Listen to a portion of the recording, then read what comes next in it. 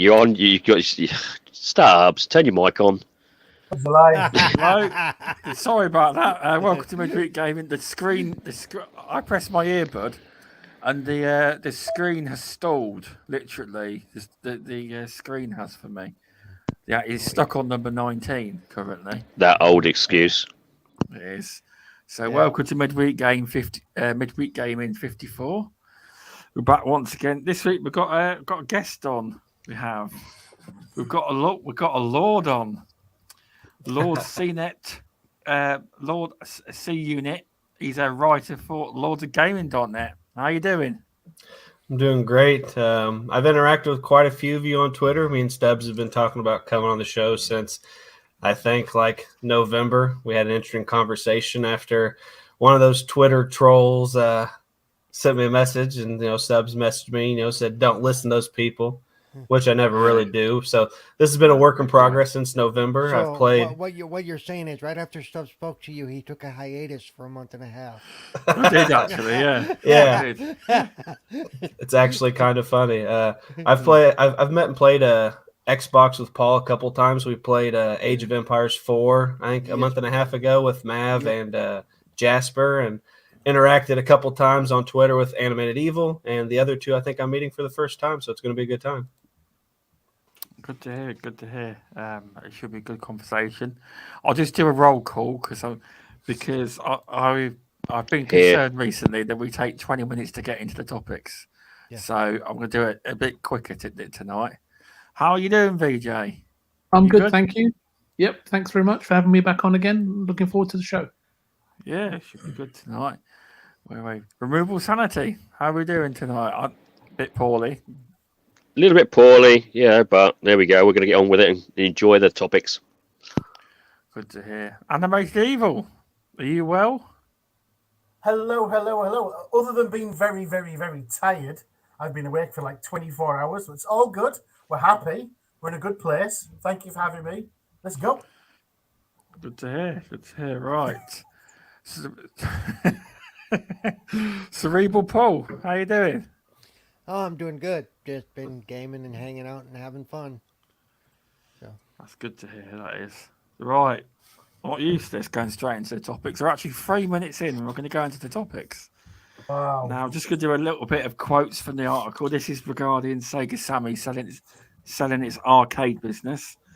So Sega Sammy have announced it will be selling the remaining 14.9% of its Sega Entertainment division, which ran its game centers across Japan, to retail business Gender Inc. Gender first purchased 85.1% of Sega Entertainment share back in 2020. It's worthy noting that although Sega's entertainment business ran its arcade location, the company manufactured and sold arcade machines themselves separately, and this is likely to continue even after they sell the arcade business off. Arcades in Japan have reportedly been on a downward trend even before the global pandemic. In 2019, there were down to 4,022 arcades across Japan, down from 26,573 in 1986. So I'm going to go first to C Unit. Have you got any thoughts on this topic? Yeah, it's kind of sad, but over time, throughout gaming's history, slowly we've been moving away from the arcades and the big gaming centers and stuff like that. I know in my area where I live, I haven't seen an actual arcade in probably like 10 years. So to see Sega finally selling off the rest of the arcade business, it's not surprising. Although I'd be remiss if I didn't mention for the Iron Lords. That's how they got into gaming, really. The Iron Lords, yes. They spent those quarters in the arcades. King David, Lord Cognito, fighting it out on Street Fighter and all the stuff that they had in those arcades back in the day. So it's kind of sad, but it's definitely not surprising.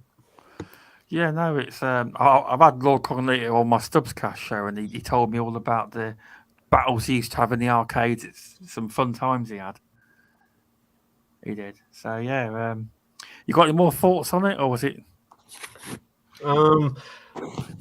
As myself being a little bit younger than Lord Cognito and King David and them, I never got to experience too much. Occasionally in the big shopping centers, they would have a gaming area where there was some arcades. But as for myself, I never really got to experience a lot of arcades, so not too much thoughts there.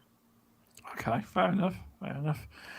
Paul, have you got any thoughts on this Sega selling the arcade business? Portion? Being an old dude like I am, yes, I spent many hours in the arcade. Yes. I'm one of those people who kind of came up that way playing. Yeah, we had the Atari 2600, but for the most part, there were a lot of games you could only play in the arcade. Okay, yeah. A lot of the fighters, a lot of the virtual. The first time I saw Virtual Fighter was actually at Disneyland. Because for the longest time it wasn't available at home. The technology just wasn't there, and we lost our host. Bye. He pressed the wrong button again. You can tell it. Go on.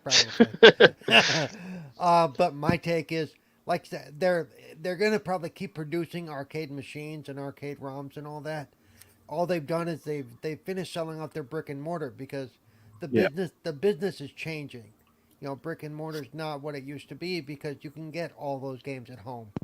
Yeah. So I can understand that. I think they were probably hoping COVID wouldn't last this long. That's why they held on initially to the 15%, saying, well, let's see if there's an uptick and it picks back up. But since it's not, it's basically you're throwing good money after bad if you keep investing in those brick and mortars when nobody can go in there. That's true. I will interject slightly. The reason Sega Sammy kept the arcades open was because Sammy had been bankrolled in the losses for over 10 years. They haven't made money in a long time. Yeah. VJ will probably get into that though, but it hasn't made money in a long time. No, the marketplace is changing, and they hung on as long as they could. The fact that there's still another company trying to hang on to the arcade side, the brick and mortar side, amazes me. It's like, are they actually making money, or are they just kind of surviving? It's interesting. I don't know enough about that company that bought them out, but it'd be interesting to look up their financials and see how they're doing. And if they're diversified as well, if they're actually making money other ways. Yeah, exactly. It's like in the UK. I mean, I don't know about where the rest of the panel live, but in the UK, it seems to be an arcade thing. Is like when you go on holiday to the seasides and you play on there's a few games you play on arcade machines, but it's not a big thing in the UK as such. Yeah, when I was in Blackpool about 20 years ago, they still had an arcade, but I don't know if they still do. I think they still have arcades. Yeah. It is, but they have a lot of. They have a lot of arcade machines, but I don't know if they're new games. Like I played, or if they're the old games. The games I played on didn't look very new. Do you know what I mean? Right. It's not a big thing. It used to be, man. I don't have a lot of experience with it because where I live, it's very rural. I live 20 miles from a city. You see, we didn't have stuff like that. We had an old cafe when I was a kid, and there was a Space Invaders machine on it, and that was literally all we had in our town. Yeah. So I got much experience with it. Yeah. It's a shame. It is. So let's go with the next bravest on camera, Animated Evil. You got any thoughts on this, sir? Yeah. It's been clear that Sega Sammy's been going for a while because, let's be fair, Sega Sammy was a conglomerate of the arcade games and the pachinko machines, which are basically a gambling machine, aren't they? The pachinko things, which unfortunately are now illegal in Japan. So maybe the name Sega Sammy is synonymous with the gambling sort of ethos, and they're trying to clear the way away from that. I mean, it's just an estimate, but yeah, that's where Sega Sammy came from. It was a Japanese holding company that was a merger of Sega and pachinko. I know they sold the majority, if not all, of their pachinko machines a couple of years ago. Was it 2020, something like that? They did a big deal to sell them all. Well, maybe it's just a kind of rebranding. Sell the name, get rid of it, bring into a more family orientated name, Sega, rather than Sega Sammy. They're the ones that are making my kids gamble, that kind of thing. You don't know. Because I've never lived over in the East. I don't know how that thought ethos works. But with it being synonymous, Sega Sammy being synonymous with the pachinko machines, they've sold the pachinko stuff. Why not just sell the name and just rebrand as something else? That's all it is, I think, a rebranding. I will say that, but the main division, like Yakuza, I know everyone keeps calling them Sega, but the Sega brand, as people know, is gone. The actual company name is Sega Sammy, and someone keeps going, "Oh, it's Sega," but it's actually the company name is Sega Sammy, and the main division's called Sega Sammy. So is this just a rebranding? If they've sold the Sega Sammy name, is this a rebranding to say our games are completely free of Sega Sammy? Because if someone's bought the Sega Sammy, they're not going to sell the Yakuza and stuff, are they? Not at all. Yeah, but they want to keep that in-house. Yeah, it's not the name. Sorry, they've not sold Sega Sammy name. They've just sold off the arcade portion. That's it. They still own Sega Sammy, and that's what the game's still called. But in the games, obviously, on the title screen, they don't say Sega Sammy, but the actual company name is Sega Sammy. It is. So it is basically a rebranding to distance themselves away from the pachinko machines. That's all it is, in my opinion. Just because Sega's owned by a fanboy, believe it or not. Yeah, in the business they want to start doing, especially in Japan, the gambling side of it is illegal. So why would they try and keep their name as the known? I still think a lot of it has to do with the brick and mortar is dying as far as video. Oh, agreed. I agree. Yeah. I didn't want to boil on your point, but that's exactly why Microsoft sold all their Microsoft stores, because there was no point. They sold those and went into a little partnership with GameStop. I really wish they still had those though, because with those we were able to. If you were interested in adaptive controllers, go and test them out. To a Microsoft store, and you could say, "Okay, show me this thing and show me the different adaptions you have, so I can try to find something that works for me." We don't have that now, and it kind of sucks. Agreed. Yeah. But if they've paid for, premium allocation with, is it GameStop or is it the other one? Is it Game? Yeah. No, I think GameStop was a great idea because they went from having 7 stores total to having, something like 2,200 worldwide or something, whatever it was. Basically, they no longer have to pay rent. They no longer have to pay staff. They just say, here's a little bit of a bonus for everything you sell. Just put us in front of the store at GameStop. That was a genius idea. No more bricks and mortar. Yep. No buildings to look after. And it's exactly what I think. You're right. I didn't want to encroach upon your point because I thought it was very valid. Yeah. But I also think it's just a rebranding to just distance themselves from that. But see, rebranding means that they're changing their name or they're changing some aspect, and they're really not. To me, that's what rebranding is. It's not so much that. It's now just called Sega rather than Sega Sammy. It's just a name change. For as many years that I've been gaming, I very seldom hear the whole Sega Sammy name mentioned. It's always just to Sega. Indeed. Yeah. But I think it's more to do with big business and investors rather than us mere mortals that play games. Yeah. I think it's more to do with, we do this. Really? The gambling thing? No. I think that's all it is. But do you know what? I'm not a part of Sega. I've never lived in that part of the world. Just a guess. And it's just my opinion. But there you go. Yep, that's good. Nice. Who knows, really? I'll just do a few shout-outs. Thanks for popping in. I know the PlayStation showcase is on, but glad to see you all here. Welcome, Masuku. Welcome, Boogeyman. Pyro M at D. Let's have a look. Going up the list. Back from the Dead. Who else have I missed? VJ. Cunitchrisjones is in there. I shout people out in chat. That's the thing for me. And yet, Pyro MD said Sega Europe is just not Sega Sammy Europe. I understand that, but if you look into the actual company, it's actually called Sega Sammy. I know they called it Sega Europe and Sega America, etc. But Sega's just a division of Sega Sammy. It is. Yeah. And Yeah. To me, yeah, Sega Sammy sounds like a mascot. I'm saying it's like a, Yeah, the big It does. yes, but Sammy you got was to look. already used. Let's use Sammy this time. Yeah, exactly. But yeah, no, yeah, it's. Do you want to go next, Removable, on this? I mean, to me, as long as the arcades don't die out, regardless of what the reasoning behind it, that's my only main aim. As you said, like in the UK, the arcades themselves have kind of been relegated to coastal towns who then kind of been holding on to the arcade almost retro aspects for dear life. And in some cases, have kept the arcades alive because, if you go to a coastal town now, it's almost something you look forward to. I know my local the coastal town is one of 2P the machines. I love them still.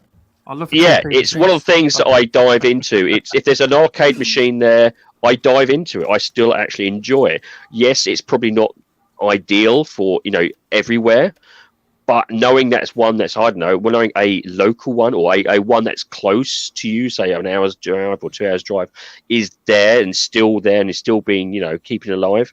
That's great to hear. And I think maybe that's the future of it. It'll be reduced and relegated to specific areas, but as long as it keeps the arcade franchise alive, that's the main thing for me. I'd love to see you after 4 curries and 3 pina coladas, and when you dive into an arcade machine, I'd love to see you in one of those Sega R360s. There was a big place. I think I don't know if Mr. Tucci went to it. It's got loads of floors of arcade machines in Manchester. Well, exactly. Now they're specialist. They're specialist arcade centres, and don't get me wrong. And they're also another benefit. Who try and keep all these arcades which you don't normally get to see.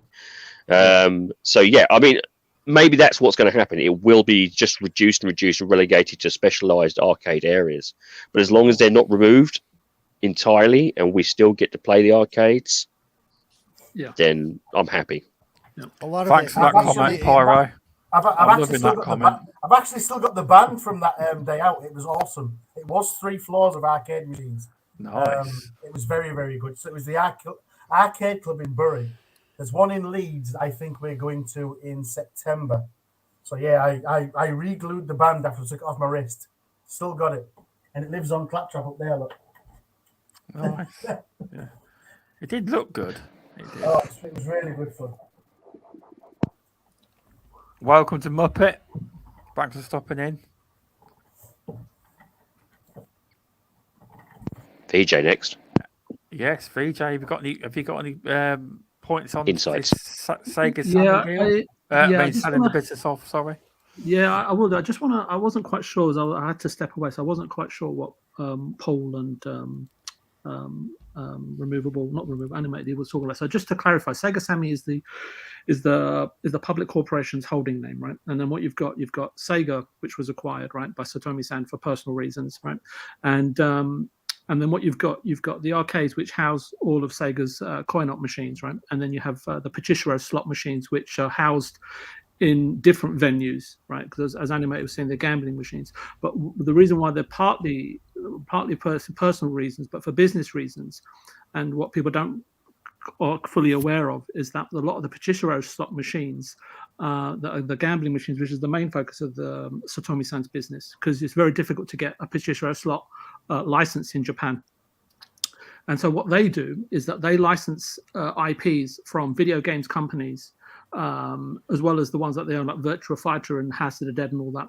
And then they take those licenses, even Metal Slug and so, and they take those licenses and they make these gambling machines, a lot of them based on video game licenses, if that makes sense, right? So, and that's the synergy between Sega and Sammy's Pachishiro slot business. Do you understand how it's intertwined? So all this crap about, Microsoft are going to buy Xbox, if actually anybody did any research, they'd realize how naive and stupid that they sound. But I won't go into that, right? Because I've just about it tirelessly. It's just that as a society, we're just too damn lazy, right? We're just all caught up in our own egos to actually investigate anything to any degree, right, to understand why this wouldn't happen. So sorry. No, that's okay. So I've got to talk about it again on Friday, and it's quite irritating. And I might say something quite scathing that might kick me off the show, but I don't care.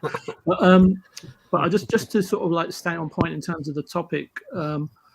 Look, the closure of the arcades, and I do apologize. Someone did mention that. I think was it you, Stubbs, or was it you, Animated Evil, that said that that the Sega arcades haven't been making money for 10 years or so. So that was me. Yeah. Oh, bloody hell. Sherlock Holmes. Got Sherlock Holmes on the so the closure, I'm in agreement. The closure of the arcade should have happened 15 or 20 years ago.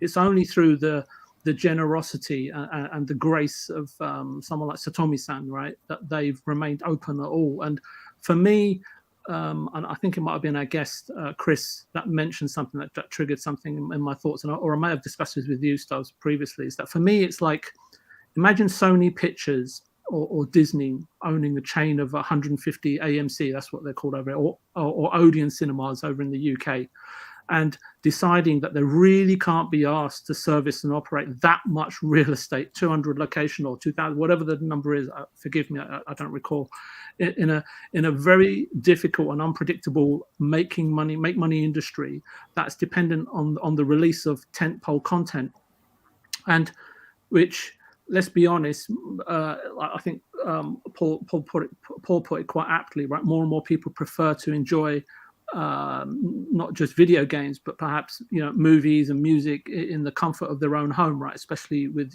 large screens that don't cost as much and sound systems which are phenomenal, right? I prefer to stay at home than go to the cinema.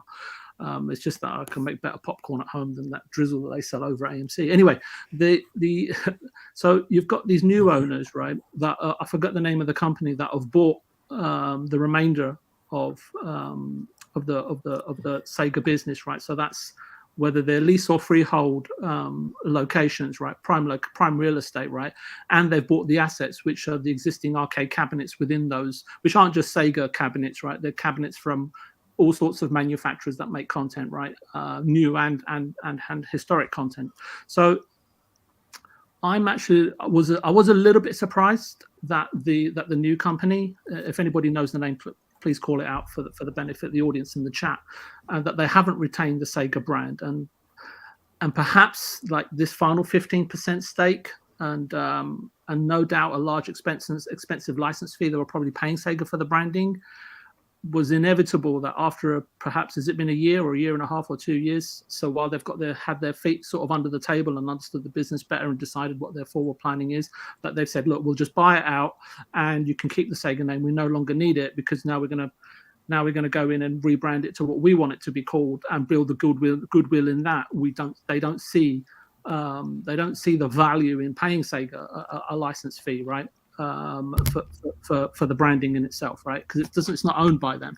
So I think that overall, when you look at something like this, and we've talked about acquisitions in the past, right, and how they're dealt with, right, and Microsoft, and I hate, they're the ones that come to mind, sorry, that don't treat acquisitions and mergers as they should be, right? But this should set an example of how a company, especially in Japan, right, this is more of a considered, respectful, and I would say a ceremonious approach, right, shall we say. It's an example to lead by, right, in terms of how you manage an acquisition, right, and how you help, the parent company sort of divest and keep face and so on and so forth.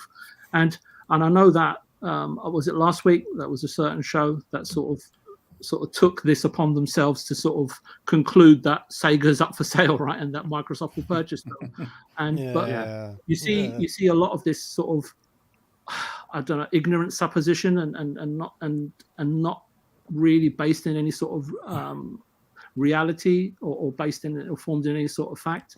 But I don't want to go into that. But what I will say is that I have been fortunate enough and privileged enough and honored enough to sort of go to Japan a considerable amount of times to experience a few of the Sega locations in Japan. And for me, the main location will always be the first location is Akihabara, where I queued up to pick up my first Japanese PlayStation with Ridge Racer. And nice.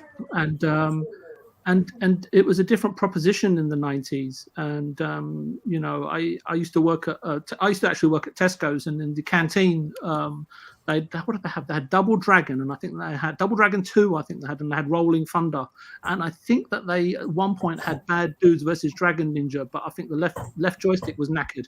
So but if you can, just to sort of give you an idea of what Akihabara was like, if you can imagine Regent Street or Oxford Street, and there isn't an equivalent over here in the States that I can think of, because I just can't think of anything, but just imagine that every other chain store and independent store are sort of intermingled or intertwined, and every other store is selling either electronics, gadgets, and of course the latest and greatest and new and retro video games. And that's what it was like. It was a gamer's dream, and that doesn't exist anymore. And you've only got the likes of Softmap, Lagos, Big Camera that are selling, you know, consoles, right? And they're the equivalent of Dixon's, Best Buy, and so on and so forth. So, and as I say, those don't exist anymore, and it hasn't done for over like a decade, maybe perhaps even 15 years. Can't you interject, VJ?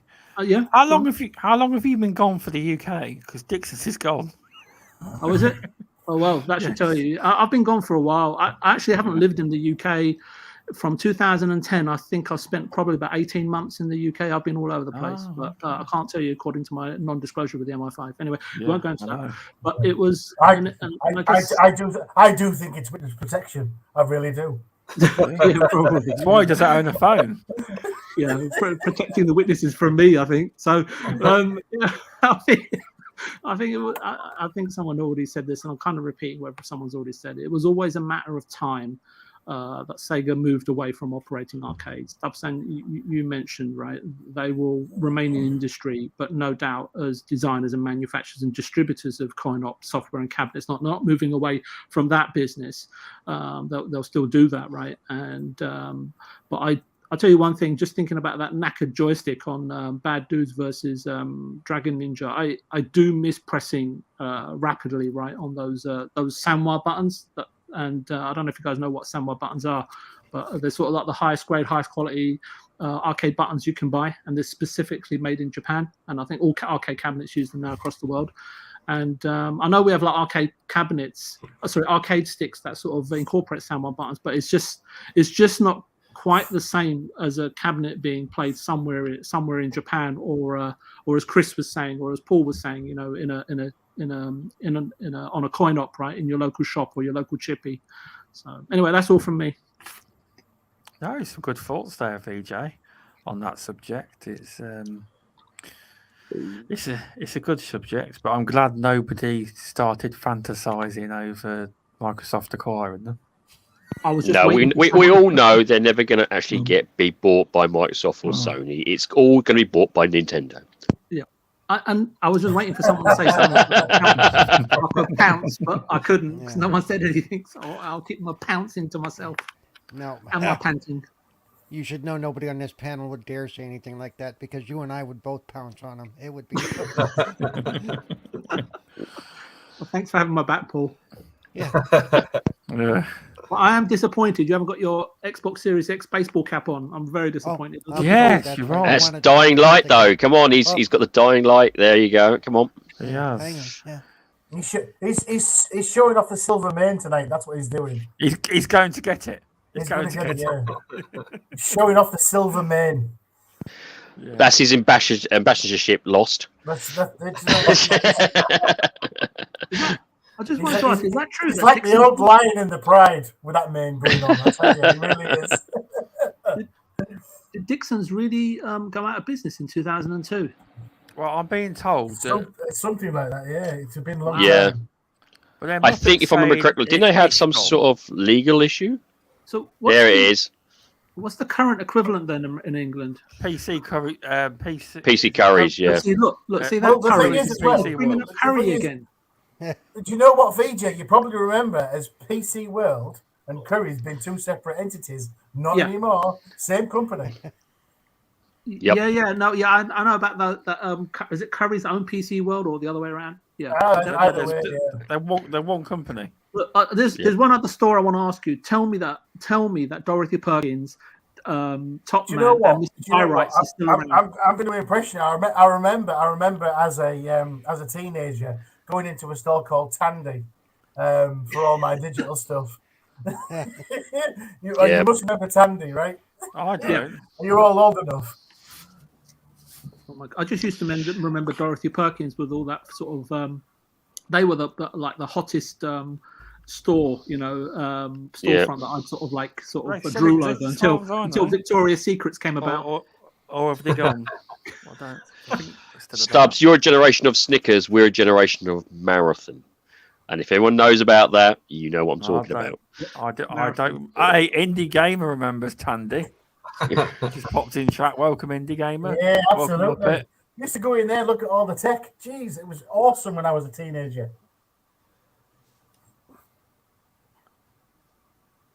But yeah, are you happy now, BJ? I got the hat. Is there any other shops you want to know about? Woolworths is gone, by the way. Mel Gibson is back. However, I think Woolworths... Oh, they're online, and there is a store, at least one store coming back. So it's not completely gone. Toys R Us is gone, but Toys R Us is coming back. Someone's bought the UK rights to it, and apparently they are coming back. Apparently. Oh, wow. They are. I'll tell you something. The Toys R Us experience in Hong Kong and in Japan, they're nothing like the Toys R Us experiences I've had in the US or the UK. The US and UK equivalents are like a pound shop compared to the Asian experience. Really? Oh. Yeah. I can see that. So, do you know what? C Unit, Mr. Chris, we were not allowed proper intros. However, we can go on tangents about shops that no longer exist. Okay. Exactly. You should know this. That's it's far more interesting. Goes, unfortunately. See, I have failed. You see, we've gone out talking about shops. Actually, you've done the right thing. 20 more minutes for tangents. I mean, come on, who wouldn't like that? And enough about shops. Let's move on. What you got next, dude? Come on, I'll keep you in check. I'll be the guy. Right. I'll keep you in check. Right. Sony Interactive Entertainment has reached a deal in principle to acquire the Destiny developer Bungie for $3.6 billion. Now, it's reported, these are just short notes of this. Bungie will remain an independent subsidiary of SIE. Bungie will remain a multi-platform studio with the option to self-publish. Bungie is still remaining Bungie is still maintaining Destiny 2 while also developing a new IP, and Bungie offered a formal statement. But I'm not going to read all that because it's quite long. So how I'm going to structure these questions is we're going to talk about the value of the deal, the reasoning for the deal, and the plan going forward. So Halo on PlayStation, of course. Well, so who thinks do you know what? Just going on a little tangent. I have seen the odd Twittery messages saying, "What does that mean? Sony now owns Halo." No, yes, no. There was a thing though. I mean, correct me if I'm wrong. There was a welcome to the human race. But there was a thing about Halo, weren't there? Because the Destiny ghosts you use, the ghosts. Well, they actually put them in Halo 1 as Easter eggs. Now, I'd heard something about 343 having to remove them from the game. They were in there as Easter eggs, the ghosts they use in Destiny. Even in the early Halos, they were. I don't know whether that was right, but I don't know. Maybe I'm wrong. But they were in there as Easter eggs. They were. But anyway, so C-Unit, what do you think about the value of this deal? I find it kind of interesting that Sony, finally went into an acquisition deal or so with someone that's going to remain independent. As previously thought, when Sony buys somebody, everything automatically becomes exclusive. And I do think to a certain point that would have been true up until recently. Sony's been branching off to hit the PC markets and stuff like that. And Sony sees value in something like Destiny 2 in the live service markets. Because you look at like Minecraft, you look at forget the other Fortnite. You look at Fortnite, you look at Minecraft, all the revenue that is available essentially for Sony's taking. And with Sony acquiring Destiny 2 and Bungie, that's where they want to compete. Sony wants to get that extra revenue. and that's why they spent $3.6 billion to get them. And a lot of people say, is the value really there? Well, Sony is getting Destiny 2. As I said, they want to get into the live service market. There's also a deal, and I can't remember with who, in between Bungie getting their independence from Activision Blizzard and until Sony acquiring. They actually made a deal with another company, and I will try to find the information while other people are talking. But they actually have a project in the works with that particular company. So, what, NetEase? Yes. NetEase, you mean? Yeah. I definitely couldn't remember the name, but yeah, that's the company. And then they also have another project in the works. So $3.6 billion, is it worth it?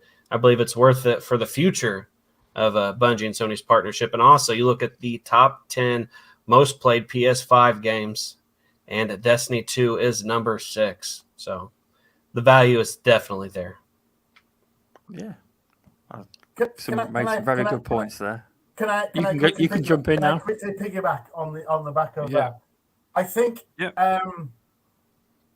you're right. IP wise, I don't think it was worth that much.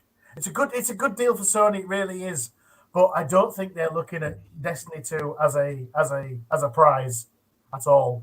I'm thinking because let's be fair, it's one of the most popular first-person shooters out there right now, right? Okay, it's one of the most popular. Yeah. I think the experience Bungie Studios brings to the PlayStation Fold is absolutely fucking invaluable for the experience they've brought. I mean, look at the difficulties they had bringing Destiny over to PC. It was difficult. They did it wrong, but they learnt lessons. And I think on top of that, the games that Sony are going to bring to the PlayStation that are going to be on PC,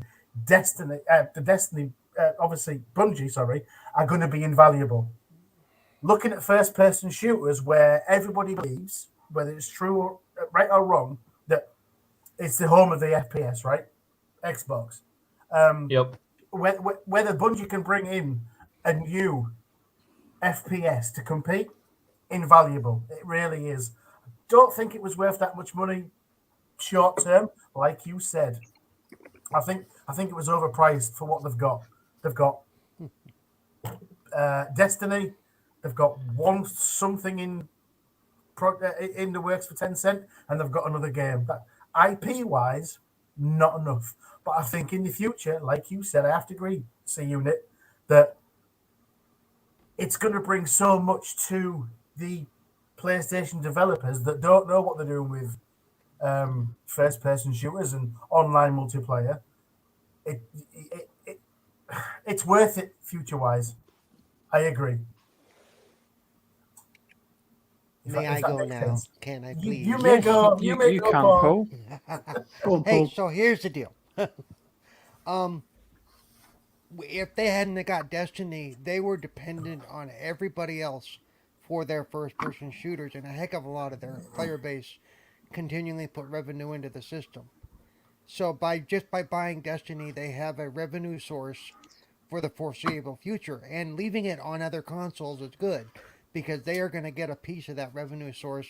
Even if we're on Xbox and we buy whatever from Destiny, they're going to get a piece of that.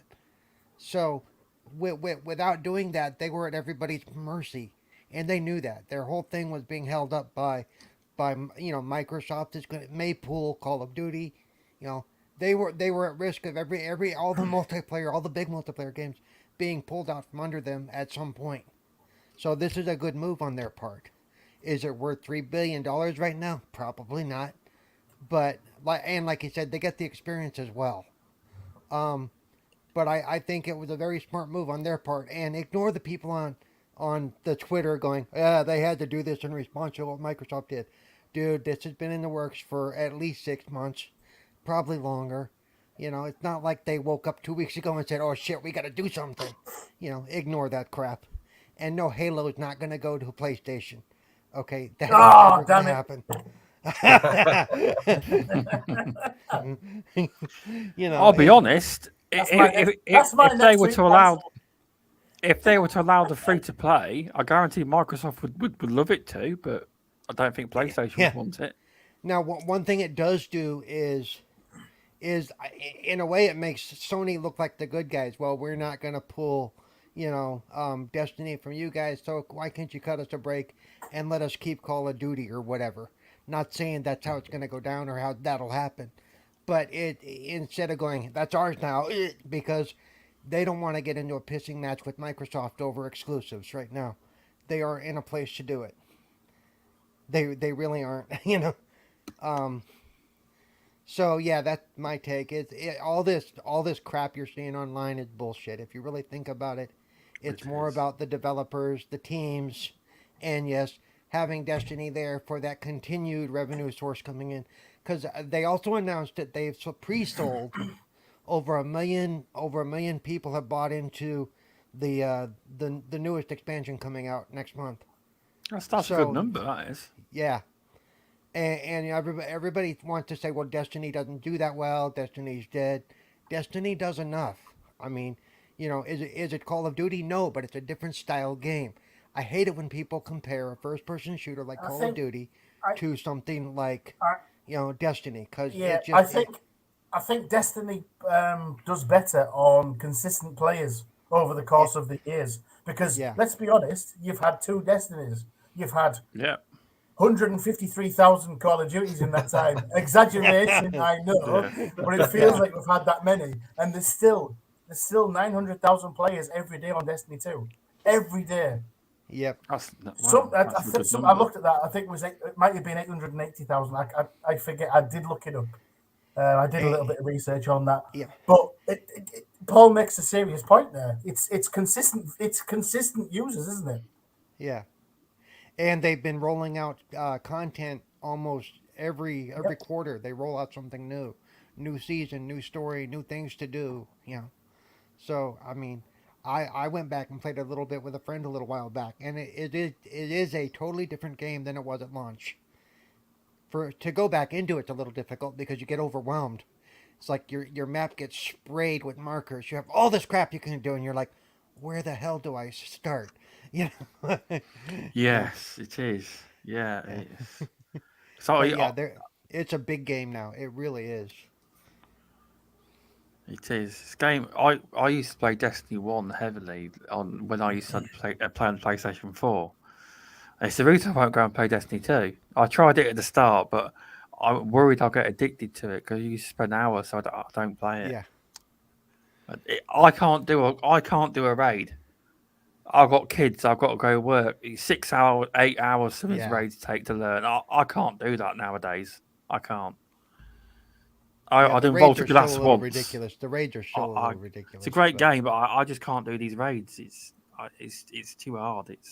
I know Lord Cognito not love it, and they're Destiny guys, but I can't. It's a good game. I just can't do these raids. It's just so much time commitment to it. But imagine Lord Cog. He's not got as much time as he's a busy man now. Really busy. Very busy. He is. But yeah, Destiny's a big game. I didn't realize how many people played it. I didn't actually at all. I didn't think it was that big until the stats came out recently. Yep. It's a very big game. So, Removable Sanity. You got any thoughts on this? On the value proposition?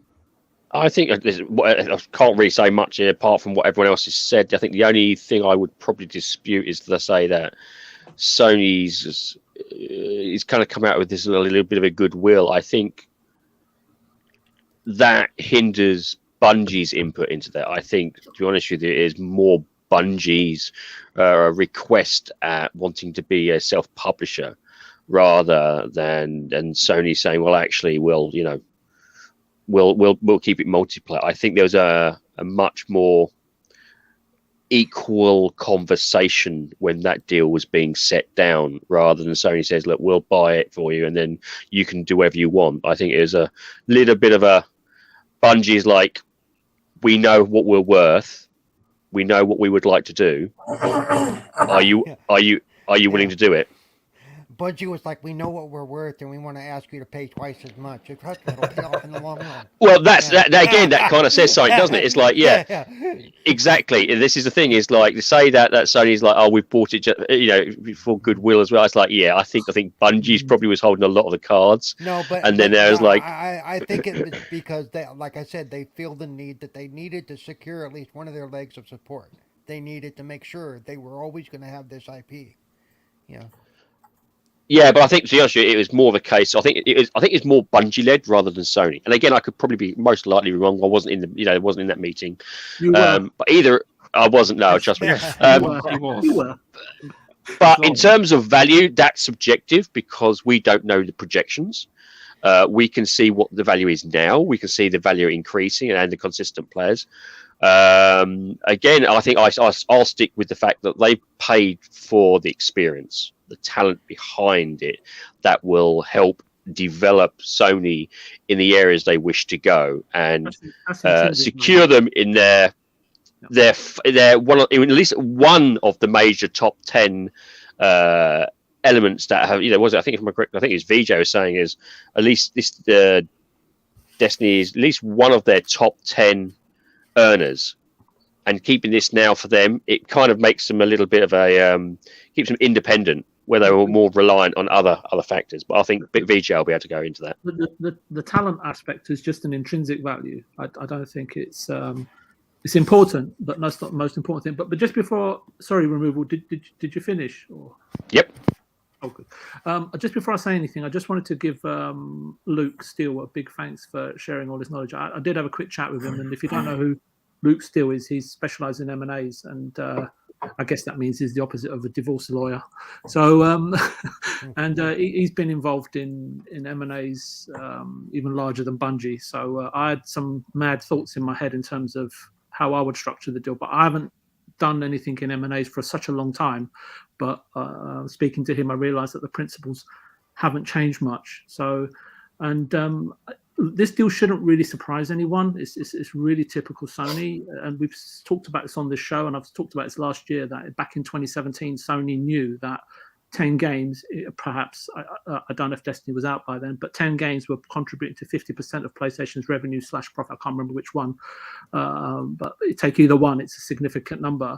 And those games were multiplayer and microtransaction heavy. And I think Fortnite, COD, and perhaps Destiny were part of that equation. And I said since then, I said, look, you cannot run a business like that. You cannot have a successful business like that. And you've got to de-risk. And I think what we're seeing today, one, is that when we talk about 5 to 10 year plans, this is partly what they look like, and de-risking and focus on being first party reliant, like Nintendo, which Sony, let's be honest, has been trying to do for 40 years, as far back as I can remember. And I think someone put in the chat by 2026 that they plan to have 10 games in that space. And I think there was something about, that's too many games competing with each other. But the way you've got to look at development and development of video games, they take a long time, and you've got to spread your bets. And those games won't some may only be exclusive for PS5, some may be on PS5 and PC.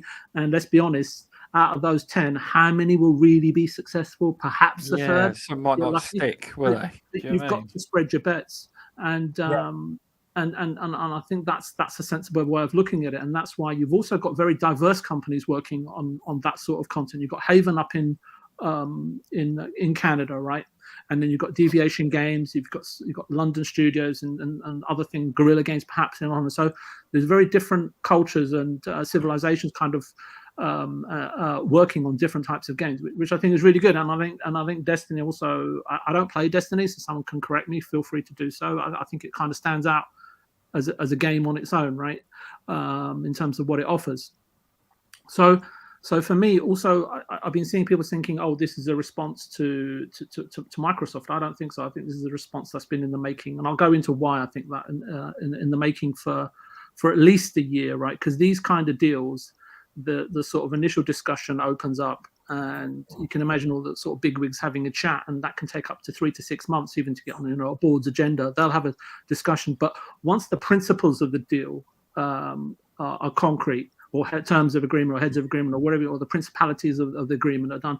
And then it takes about 5 to 6 months to actually conclude and then come to announcing. So yeah, it's not a response. I think it's actually a really smart deal from Sony. So let's just look at a few other things. And I'm sorry, I'm going to go on here a little bit, so please bear with me, right? Because I really want to. Before you do, VJ, while it's in my mind, I don't mean to interrupt. No, However, so I've worked within risk and reward contracts for quite a while, okay? And it feels, right, that the gaming industry currently, previously, have been working on the risk and reward sort of thing, but not fucking worry about the risk and just focusing on the reward. Sony, definitely.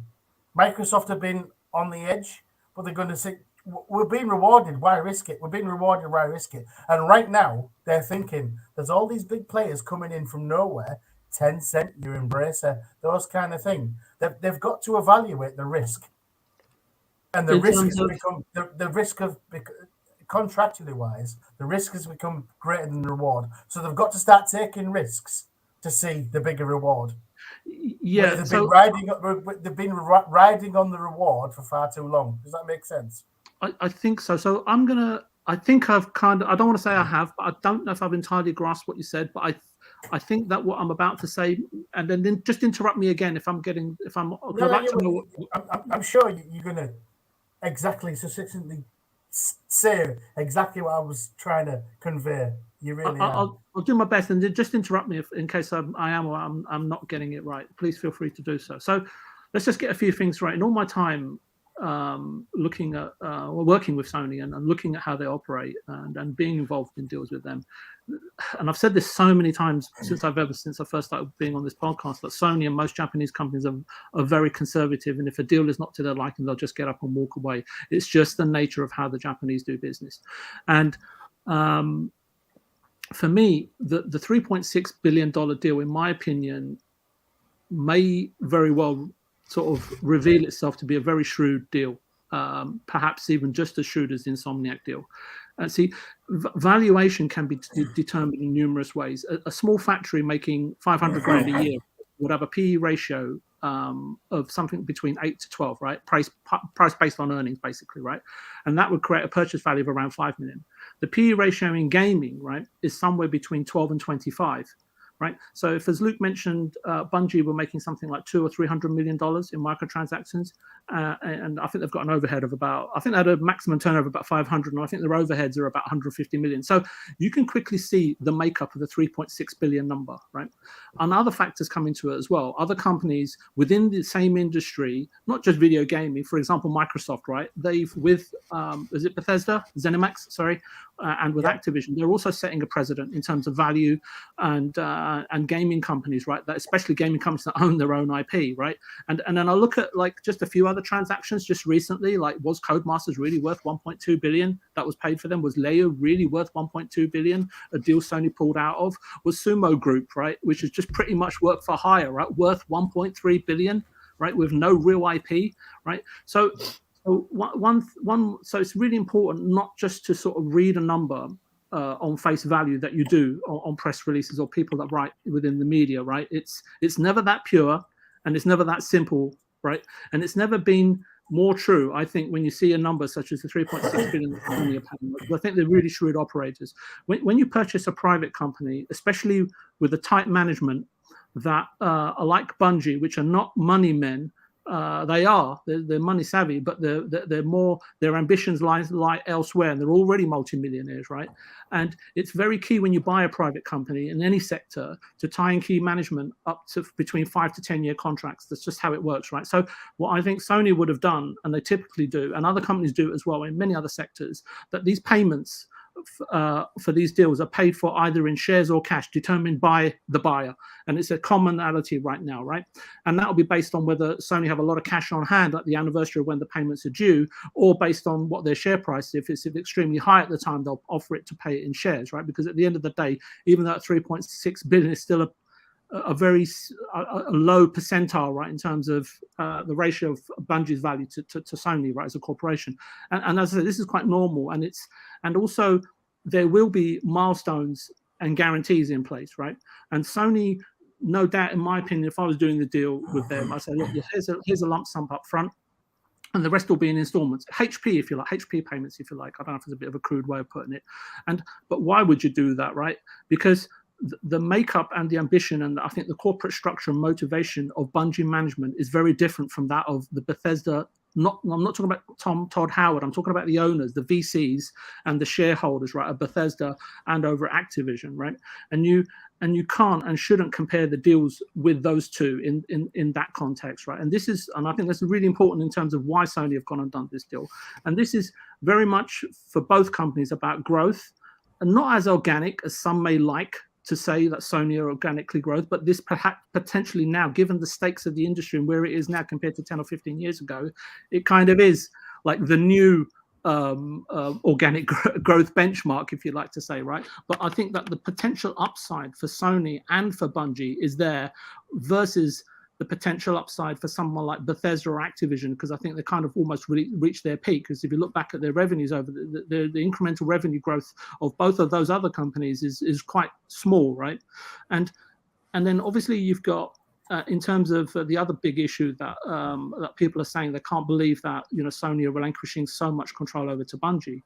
And what you don't see is that there will be fail-safes built into any deal. If the company fails to reach certain milestones or schedules, or it falls into difficulty, Sony would be able to, at minimum, right, place members appoint members to the board that they want to do so, and in extreme cases, take over the company completely from an operational level. And again, as I say, don't just believe what you read on face value. Right? I've seen Sony and Disney, right, structure deals in this way. With companies like Bungie, right, who want to retain control or status quo or realize ambition over money, since they are multimillionaires already. And if you still have doubts, this deal reminds me of exactly how, I don't know if maybe the Americans on the show will perhaps be more familiar with Warren Buffett, right, and Berkshire Hathaway and how they operate in terms of an investment group. They invest or purchase sound businesses, but don't get involved unless there's an issue, which there really is, right? Because they do their due diligence and they understand the business sector that they're going into, right? And that's why they're worth well over $700 billion today, right? And they're not actively involved in any of the 70 or 80 companies that they own or partially own, or more, that are majority shareholders in. And from my perspective, I just see this very smart business by Sony, not just in terms of the Bungie opportunity, but paying for a business over a period of time, over the next 5 to 10 years, and with very manageable payments when you break down that 3.6 billion, right? And which allows them to go and invest and expand the money that they have into other opportunities, right? Because let's be honest, compared to Microsoft, they have limited funds and they have to use them wisely. And I pretty much think that they'll afford to buy this deal out of PlayStation's cash flow rather than going to the mothership in Japan and holding out their penny and say, can you please slot in a few drachma? So so those accusing Sony of profligacy is kind of just an indictment of how shallow gamers are, and even the guys over at Forbes, right? Forbes and all these other stupid websites that don't actually apply any methodical thinking about how these things are done, right? And it's kind of really, really irritating to me, right? And I mean, you know how I feel, right, generally about society, right? Most people are bereft of any sort of intelligent thought, and I bet you £100 that this deal is paid out, as I say, out of PlayStation's own cash flow, because it's very difficult to get any money out of Sony Japan, I can tell you. So, but I'll tell you one thing that's really interesting. Ted Price over at Insomniac will be looking at this and definitely scratching his head. I didn't think anyway, he'd be thinking, we did not get paid enough. That's my whole take on the value. So, and if I had to spend a bit more to go and do this kind of deal, I would have bitten Bungie's hand off.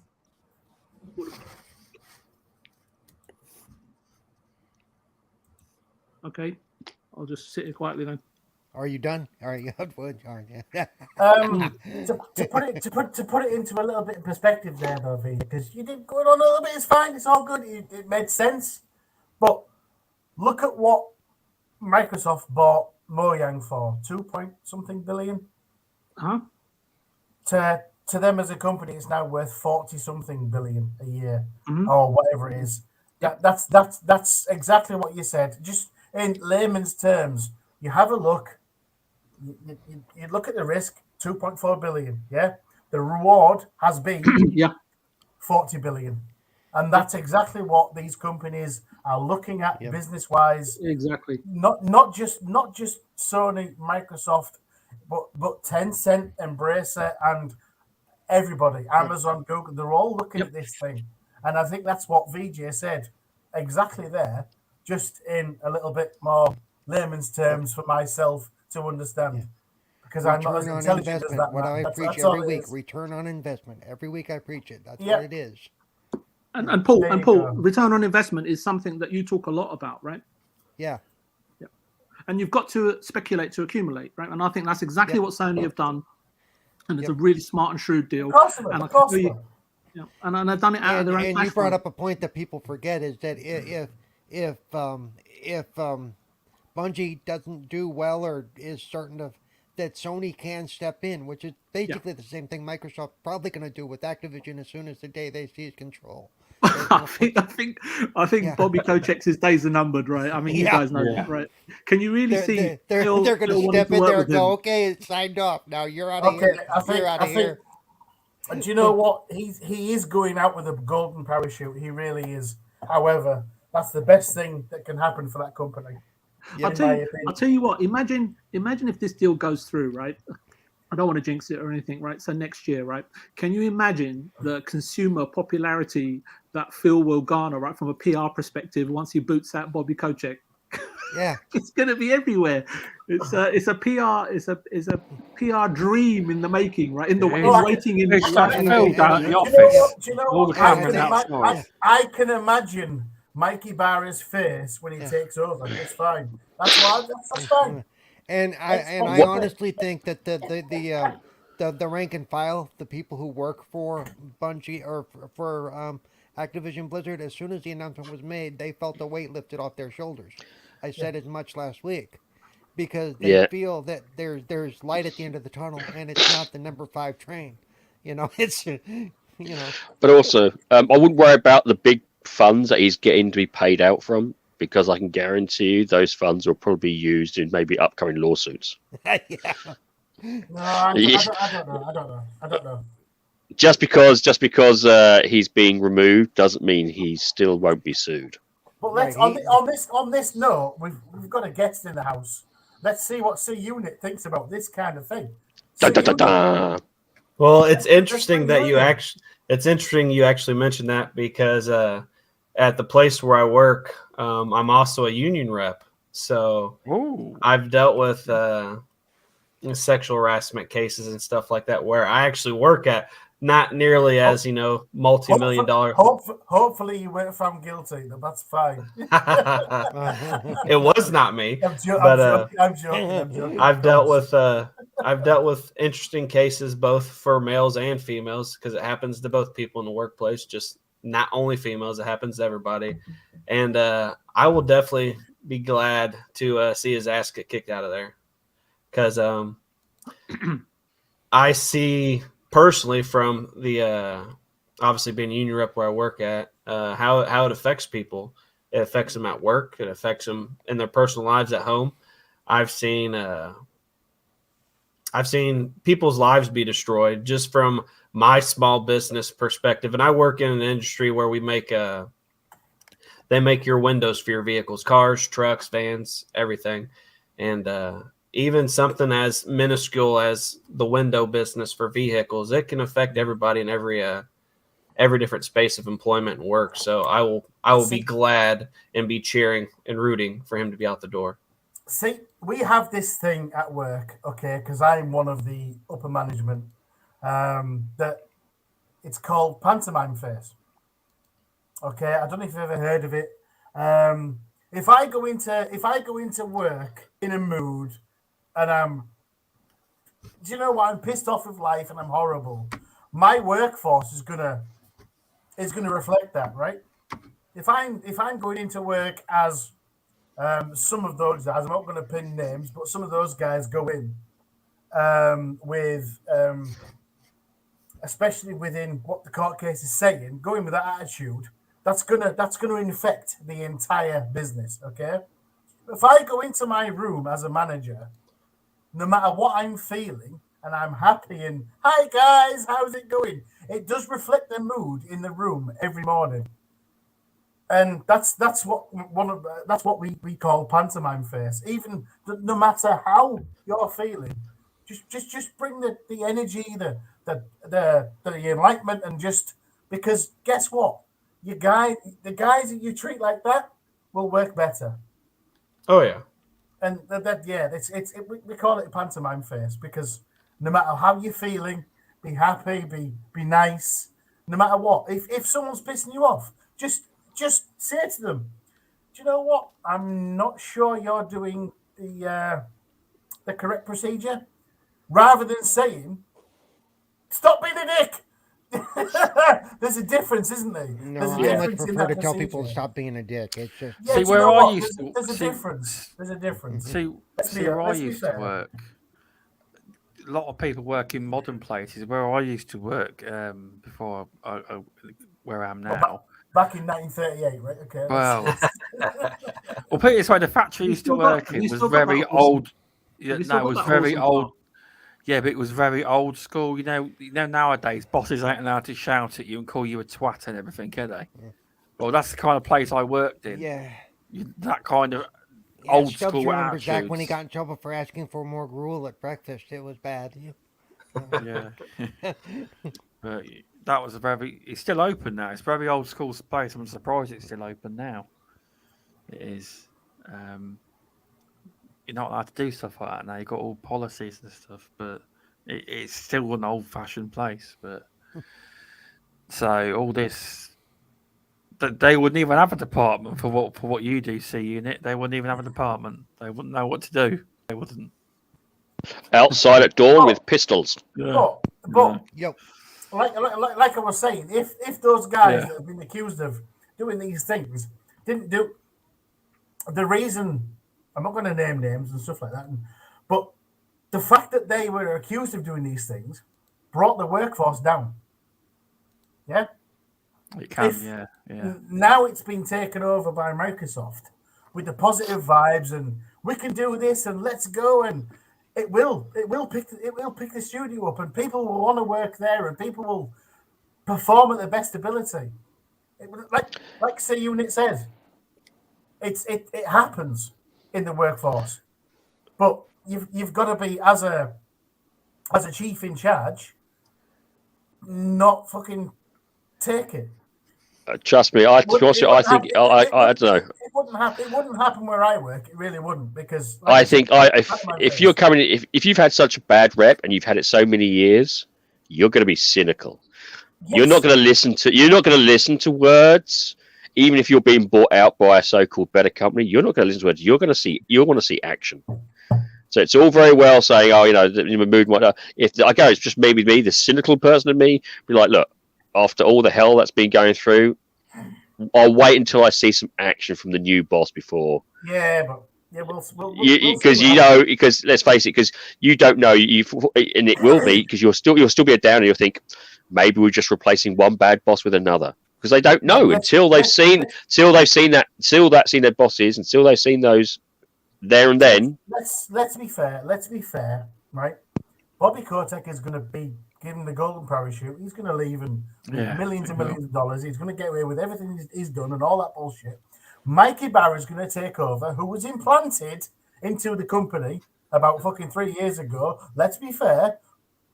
Phil said go over there because Mikey Barra was second in command and he knew he couldn't go anywhere within that company. And he left and went to Activision, and he's going to take over that company and run it exactly the same as Microsoft does.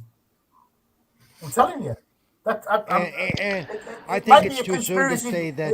It might be a conspiracy theory of my part. Okay, I'm saying it though. But Mikey Barra will take the place of Bobby Kotick. Yeah, but you don't know if there was some tension between those two. Nah, that's why he left. You think, well, I'm off to keep away from Phil, so I can have a bit of freedom. No. And now he's back under the umbrella again. Do you know what the reason Mikey Barra left? And it was a great influence within Microsoft. It was greatly stated that the only fact that Mikey Barra left Microsoft is because the only place he could go from the position he was in was Phil's job, and he was never going to get Phil's job. So he Oh, had he to could go. now. He's got a higher up job. He had to go to, because it's still the same job. It's just more important. So he had to go to a company where he could come in at a senior level and try and take over. That was stated in very, very many reports and stuff. I don't know if I'm just subjective to the reports at the time. But good memory, and that's what was said. Because he had nowhere else to go. But you keep making like Kotick's going to walk away scot-free, and I don't think that's He's not going to walk away. He can't walk away. However, he's going to get a golden parachute. He's going to get paid to leave. But at the same time, he's also probably going to get a whole lot of civil suits thrown at him. Oh, without a doubt, yeah, without a doubt. Yeah, but criminally they may not be able to do anything, but civil suits over here don't carry the same weight as a criminal. Yeah, it's not the same here. It's not the same here. And also, it actually might be beneficial because going through a company, it's a lot harder to probably pinpoint or get through. When you go through, when now that he's not part of that company, you actually may see a hell of a lot more suits come through directed at him directly. Yep. Is that from? Are those suits from Savile Row? It may very well be after it's finished. But I've got to stress, right? If that was coming big style to the company, Microsoft would never have got in bed with them because they wouldn't want that sort of.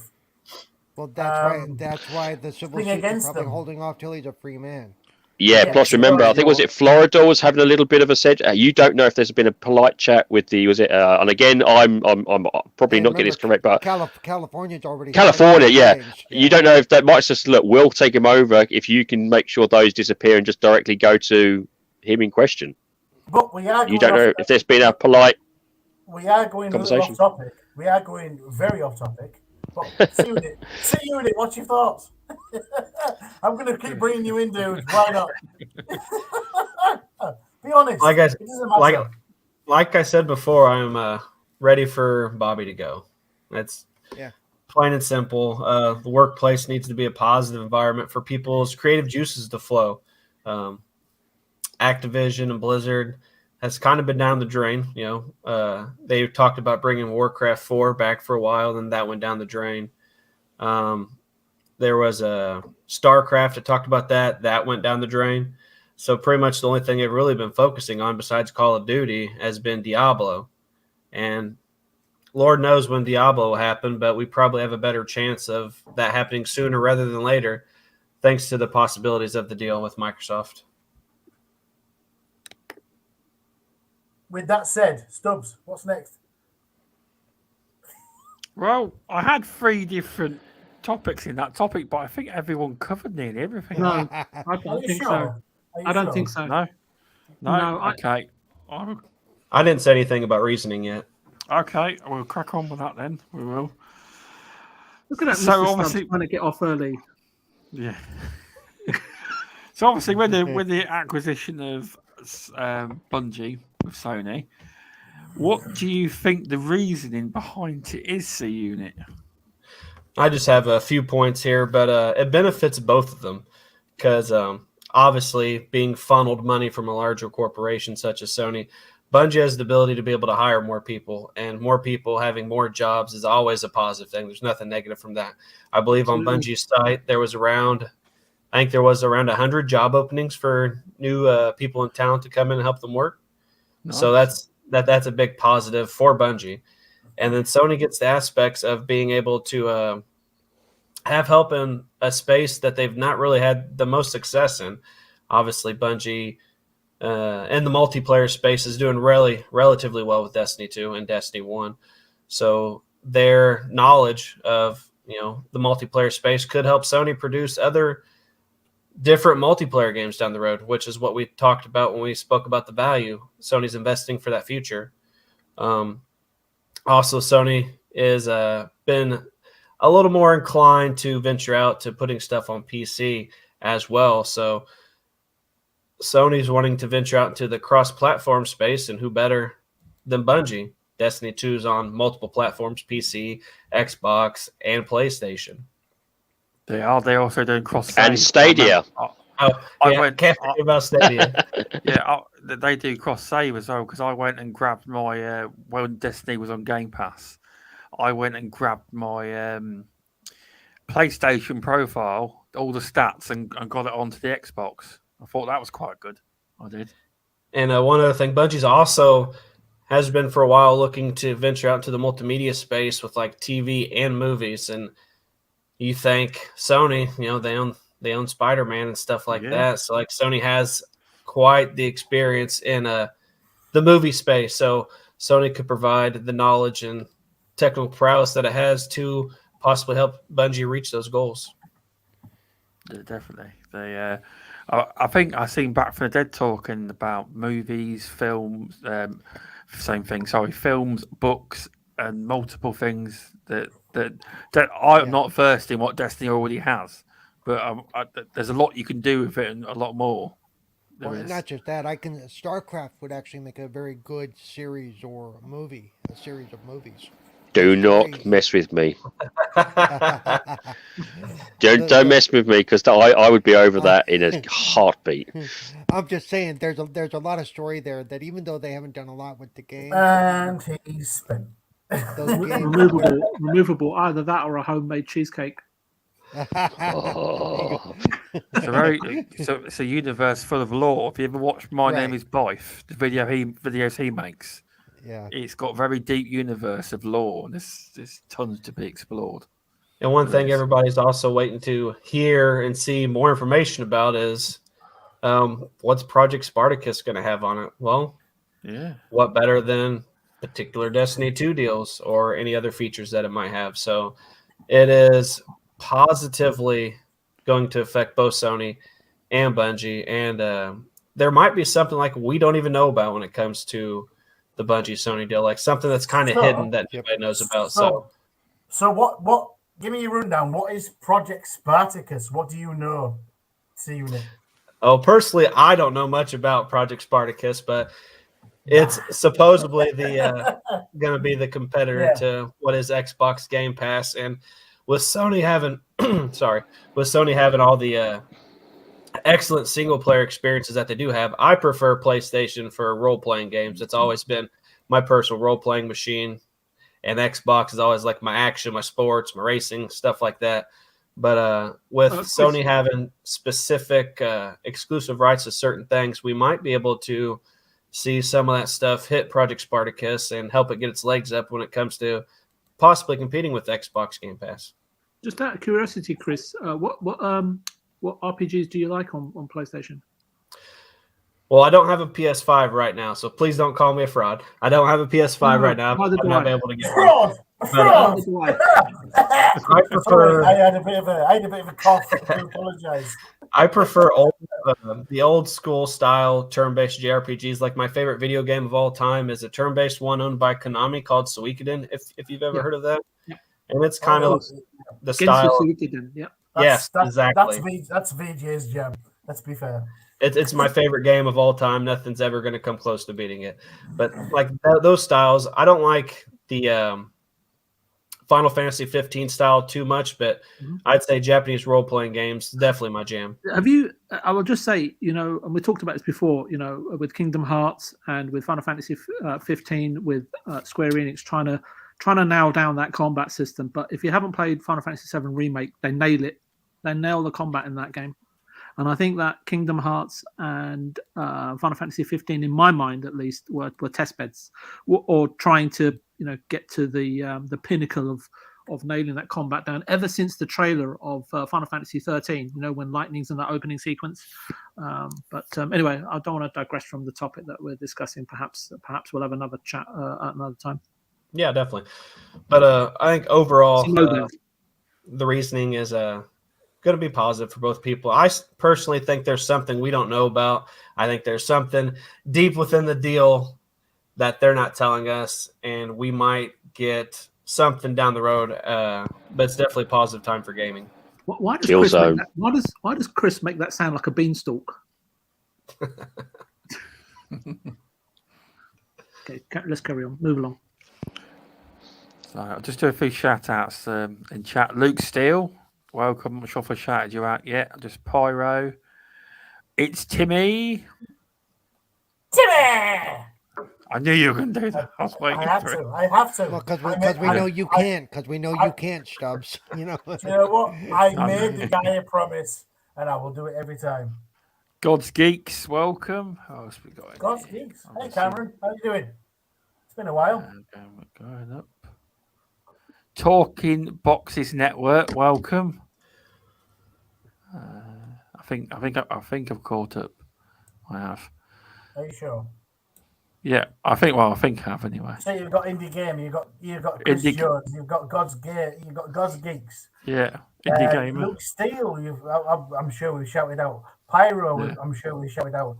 VJ's Pyro. in the chat. VJ's going mental in the chat today.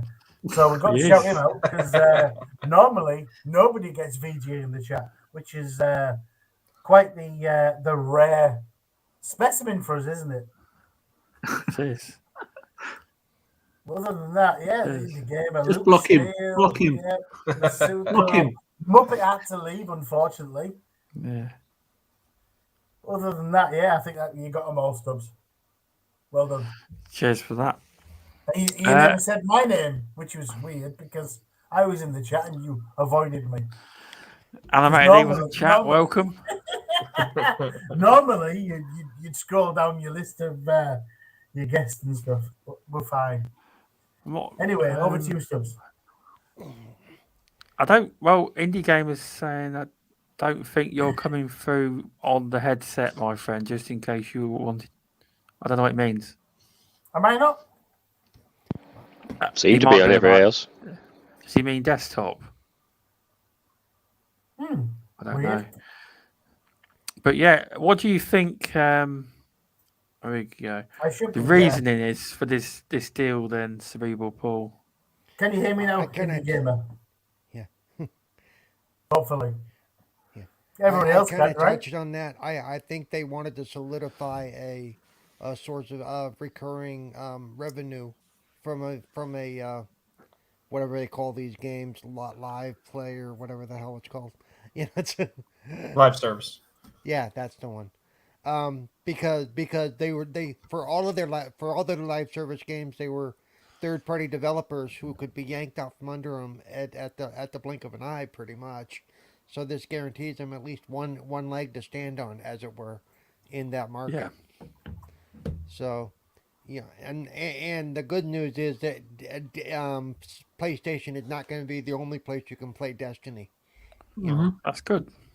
Yeah, Nice. And that's smart on their part because as long as they keep eyes in the game, they keep people, doing the transactions, buying the stuff, the passes, the add-ons, whatever. Like I said, they had 1 million pre-orders for the new one coming out. That's so that's guaranteed money, and if they can keep cranking out the work that good, that means once or twice a year they're going to have 1 million pre-orders, for whatever, So that's true, and they're gonna get some of that pie, which is what they want, and it's what they need. So that's my whole thing is they saw from that standpoint as well. They needed to make sure they had something in the game that belonged to them.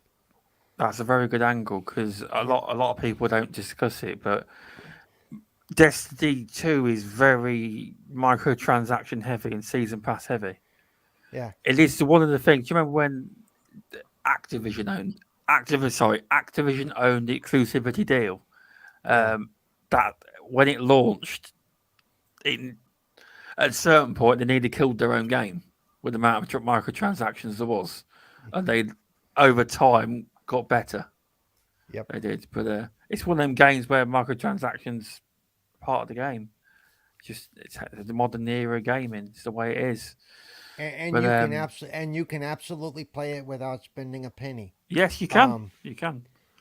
Because when I go in, I play it that way. And the nice thing is that after they're done with a new season, after a little while, that new season becomes free to all the subscribers, or at least the ones that went to the Game Pass did, because I had them all added to my stuff.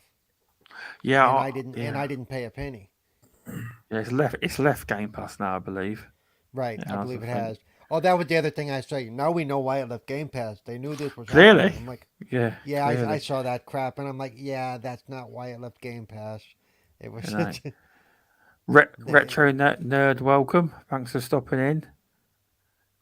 So where we go. Hello, What do you think Retro the reason is animated evil?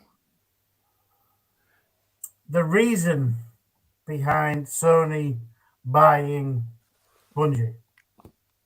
Yeah. First and foremost, I think it was very reactive because they've thought to themselves, fuck, I've got to do something. Fuck. Really? You don't mean in relation to Activision, though, do you? You just mean in general. I don't know, just in general. Yeah. They've had to do something. They really have. Yeah. Had to do something over the last, 6 months? You've got the Activision Blizzard.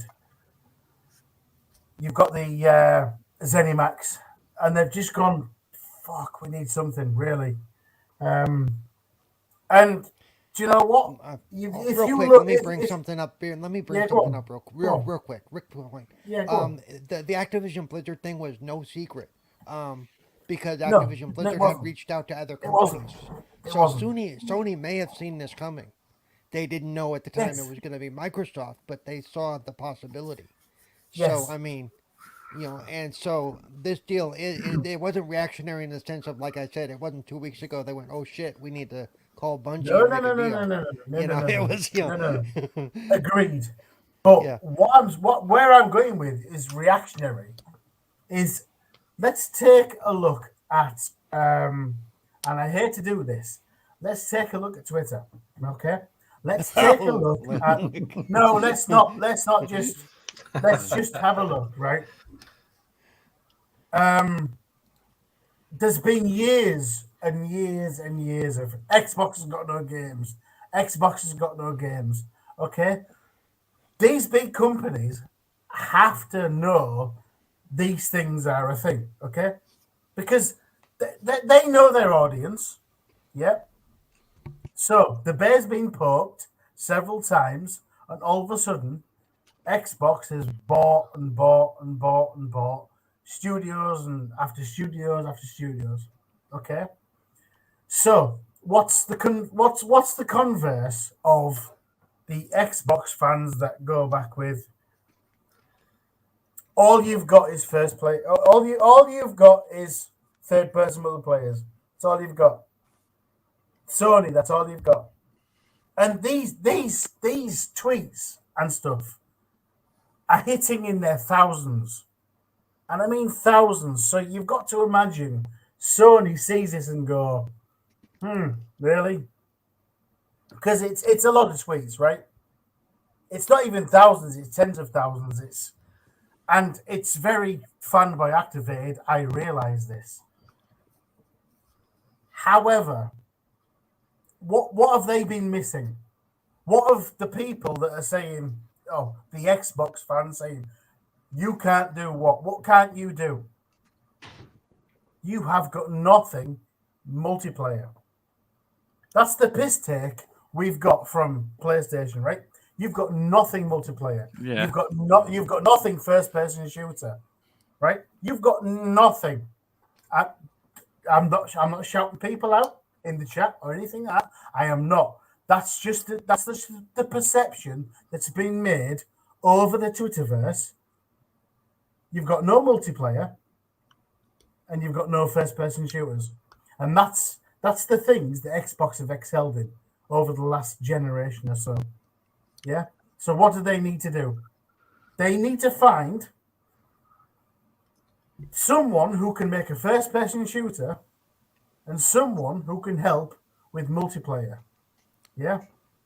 The Last of Us 2 multiplayer has been waiting for what? 45 years? Exaggeration, I know. Exaggeration, I know. It's fine. It's okay. But it's been waiting a long time, right? When was the last first person multiplayer that come out? SOCOM? What the fuck? What, really? I So, honestly, for me, I'm sorry. for I me, don't think they had the Sony gave a rat's ass what was on Twitter or anything. I Like don't that know. was I said. don't know. I don't know. Be, I don't because know. because up until now they had access to Call of Duty. They had access to all of the multiplayer games. So I don't think they don't listen. Just like Xbox doesn't listen to, necessarily listen to all the loudmouths on Twitter either. No, You know, not so much loudmouths. No, not really. But No, when some things hit 20,000 fucking comments, it's gonna at 20,000 comments at PlayStation, they're gonna go, "Yeesh, do you know what? These guys are saying this. It's gotta be because that's what's been happening lately. nope. It They really don't give a has. shit, dude.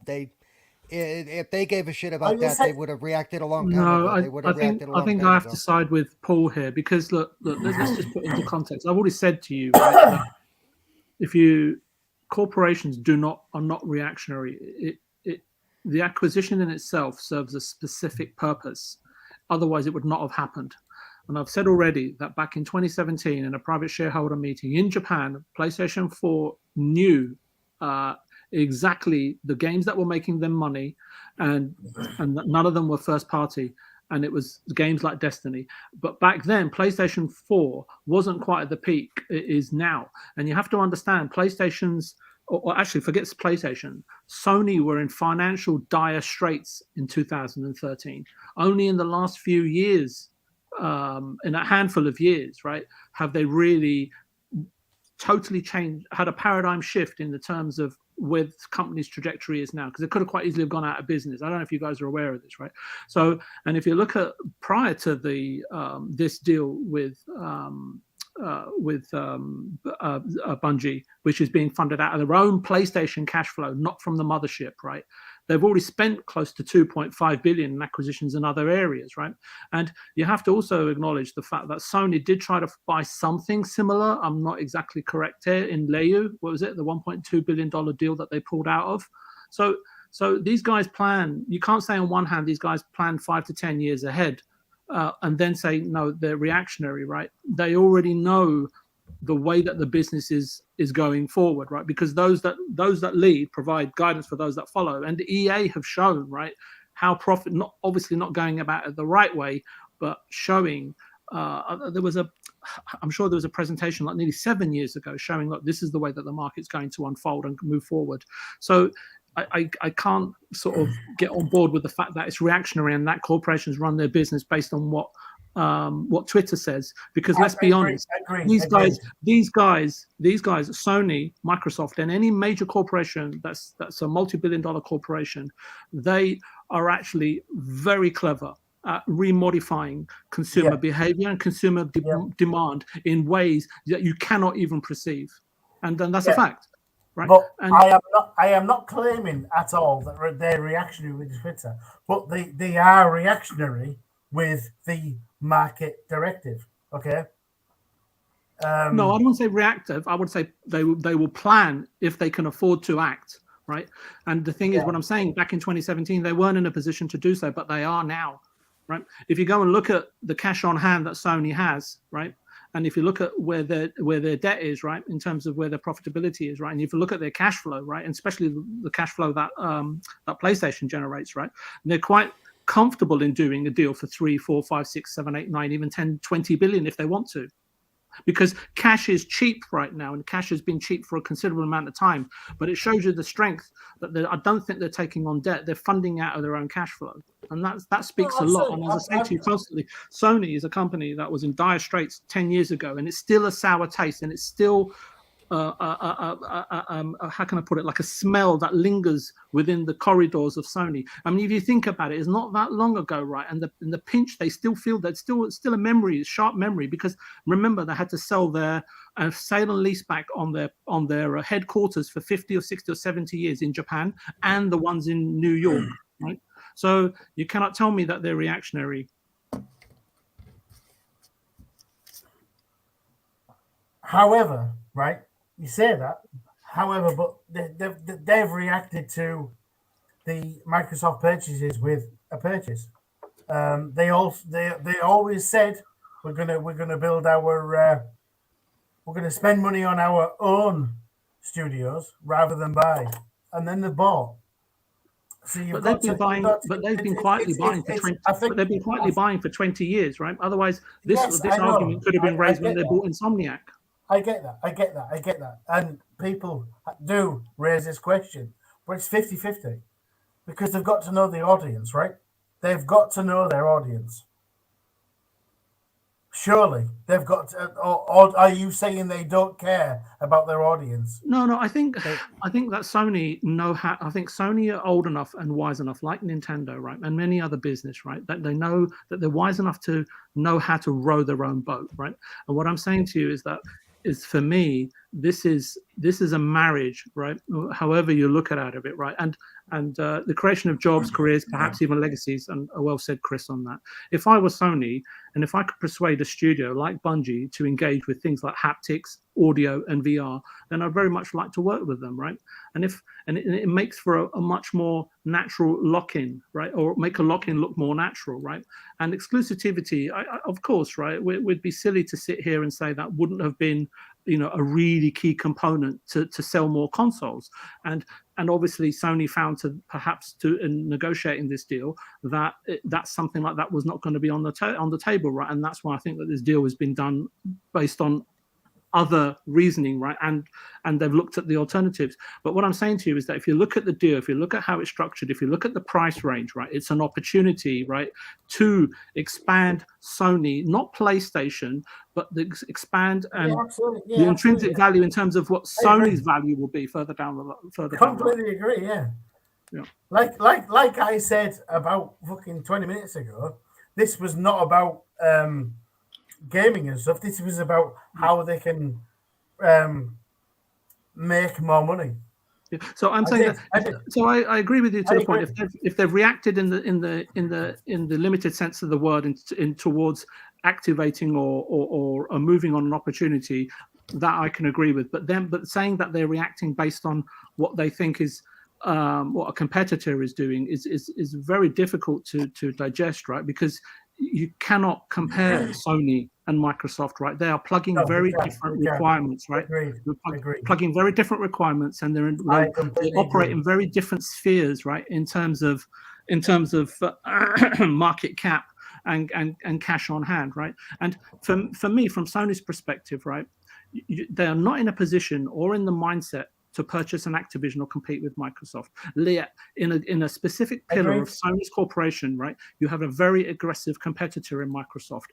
In chess, if someone is much stronger player than you, right, what do? You don't want to lose the game. You play for a stalemate. Sony, and I'm not saying this is what they're doing, but it's a hypothesis, really. Sony, with the sorts of buys that they can afford to make in terms of what they can offer companies, in terms of the upside that they can offer external companies that want to acquire, as well as a mothership, they can help secure their positioning and a status quo without having to buy or pay big sums of money for companies. Play to your strengths, and you can overcome and restrain a larger frame or an aggressive competitor. And as I say, they're not plugging the same difference in requirements. I think Sony, to a degree, is saying, look, we're not going away. We're here, let alone buying a studio on the very doorstep of around the corner from Microsoft's main building. But the point is that they are better, or they're never going to beat Microsoft, right, at playing the same game. But they can, to a degree, play for a stalemate. Yes. By which saying you're saying they're reactive because they're saying we can't play to this, so we're going to do this. That's reactive. No, well, I guess let's just clarify what reactive. Right? You're saying they're reacting at a whim, and forgive me if I've got that wrong. I'm saying they've reacted to an opportunity, but something that they've been searching for a significant period of time, which has been part of their agenda since 2017. Not something that, oh my God, they've just bought Bethesda, we've got to do something. No, because not even Nintendo behaved like that. Well, I agree and I disagree at the same time, VJ. Yeah, no, that's fine. I'm gonna agree to disagree. I'm gonna agree to disagree. I have a different thought. It's fine. It's all good. We both have good arguments, and I think C-Unit has something to say. No, I'm just listening. I'm entranced. It was enjoyable. That was. I think if you look at Sony, right, investing in investing in further cementing and empowering a PlayStation division, which is the most profitable out of all of the Sony divisions, right? But it also, no matter how you cut it, right, it's also going to garner huge potential upside for the other divisions as well as the Sony as a whole.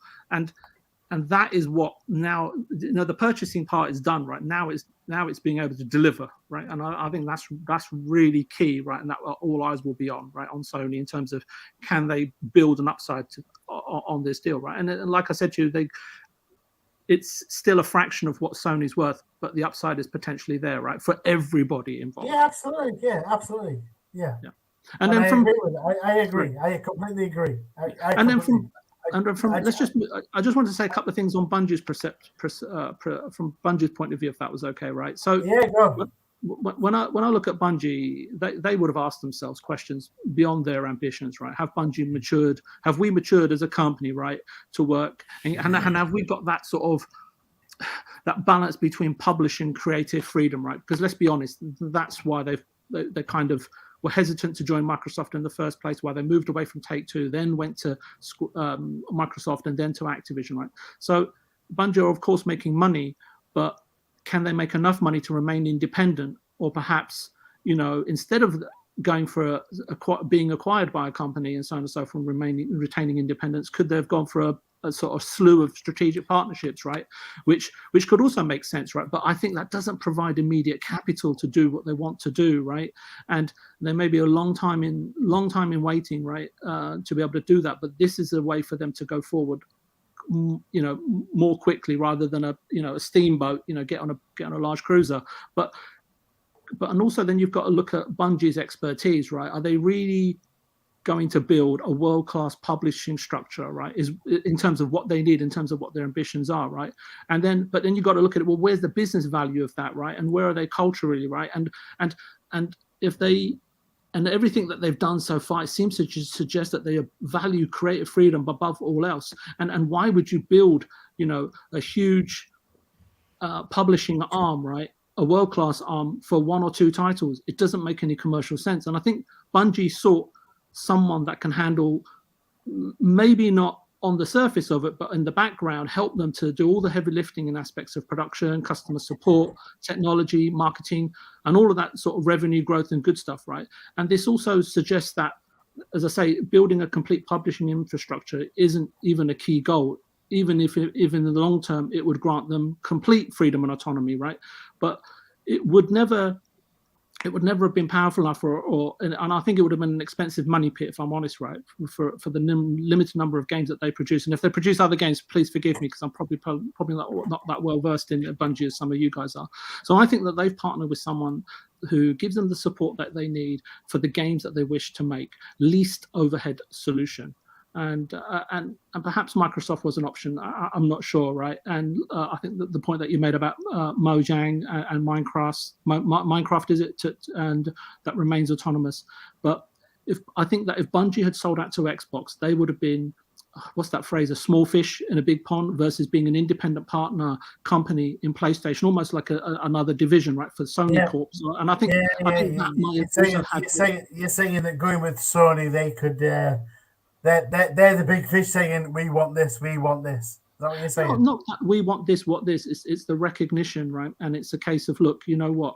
This is our ambition. And I don't know if they'd have been able to realize that in the shadow, and there's a huge shadow, right, of Microsoft and all the other companies and studios that they have under their wings already, yeah? Yeah.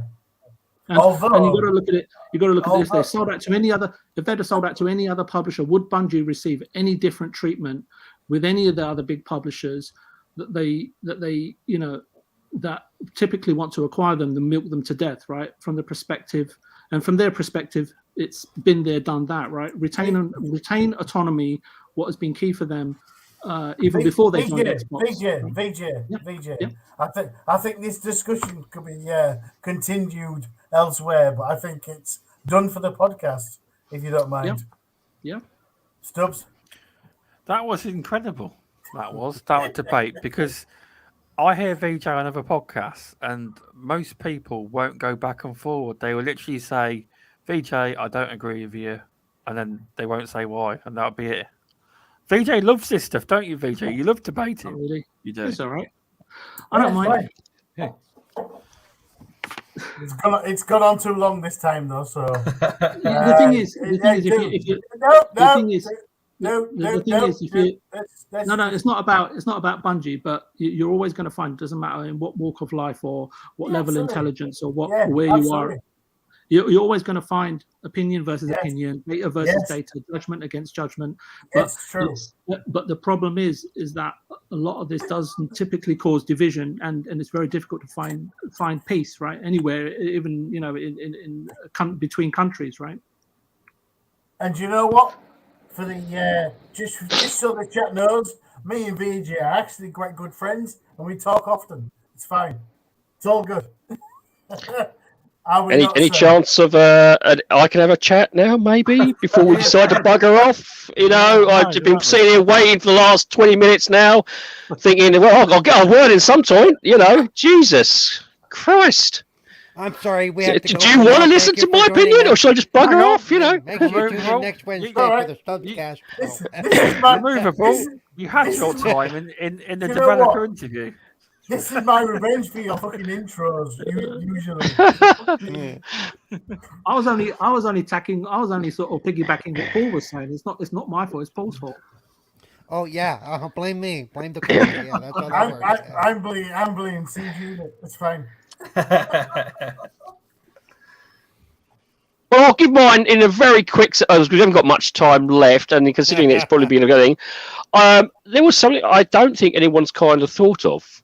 And it kind of piggybacks on both of VJ's and Animated's mission, is that they have got IPs that just haven't been utilized yet. That is first person right now. They have got Killzone. They had, if I remember correctly, Resistance, Fall of Man. They've got IPs, first person shooter IPs, that are just sitting there waiting to be utilized. And I don't dare think that Sony isn't just going to sit there and have something that's not going to be utilized. So they are probably looking for a company, and specifically looking for a company that they know would work well with them, and also maybe even help them remaster or re-energize these franchises at the very best. And pick it up on VG saying is 2017, if they are on this previous deal, which they kind of pulled out of, if they're looking at these deals and think, well, actually, that may not be the best company to move forward. Maybe what is their premise? They've been waiting around for a good developer, good talent that's going to help them re-energize, bring back some of these franchises that did make them some money. I mean, Killzone did bring them a lot of money back in the days. After the last one, it did kind of flummox. But I think it has the potential to dive back in fully, depending on the actual talent that creates it. So again, maybe it's just one of these things they've just been waiting perfectly for this right deal, and all of a sudden they've got the money now. This is just the right time, and bam, they've tried to jump on it as quick as possible. I'm done.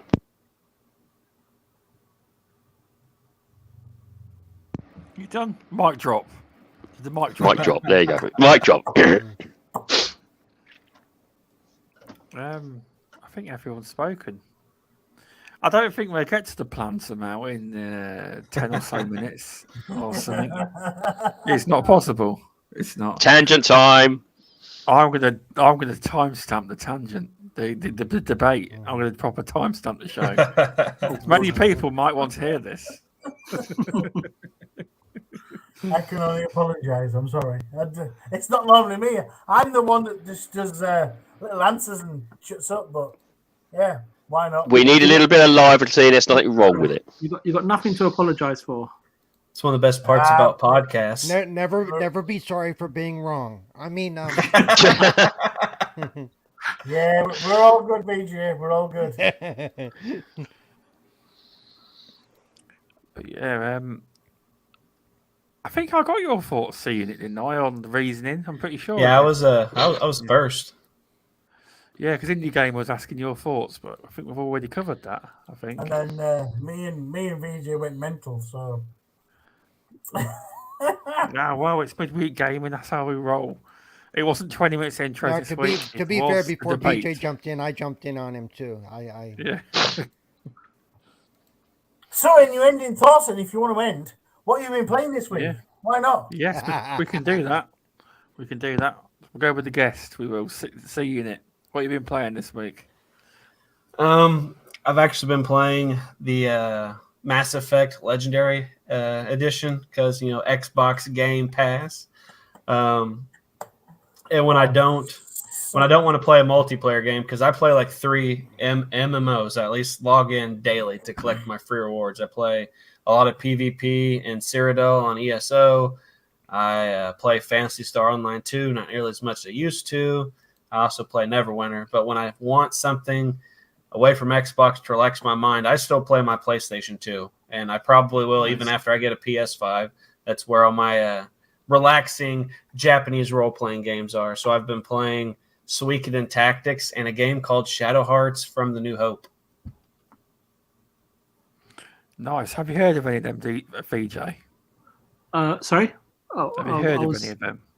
No, I haven't. No, He likes his Japanese games. So Yeah, you haven't heard of them. Nothing wrong with that. Showering with Dad is fine. Okay, that's all we need to know. I've just been playing. What's that game called? Oh god, I haven't played a Call of Duty in about 10, 15 years, and I'm playing. I got it sort of as a gift. What was it Cold Ops? Cold War or something or other? Cold War. You've been Black Ops. You've been playing Black Ops. I was hoping you were saying Vanguard because I was it's actually a really good game. I'm quite impressed with but it's got me sucked in. But I'm pretty close to the end. But it just makes a change, because I've been playing so many RPGs, and I just got off for like 78 hours playing Final Fantasy 13, and I just wanted something completely different to what I normally play. So, and I don't really play FPS games or shooters, should we call them? So, but it's been a breath of fresh air, and I've got I think I've got Lost Judgment on the Series X lined up, and that's pretty much it for me. Nice. So, Paul, what you've been playing? I have been playing Lego Harry Potter, kind of, and getting ready for Lego the Skywalker Saga, which we now have a release date for. I thought Paul was going to say you've been playing the stock market. I wish. Boy, do I wish.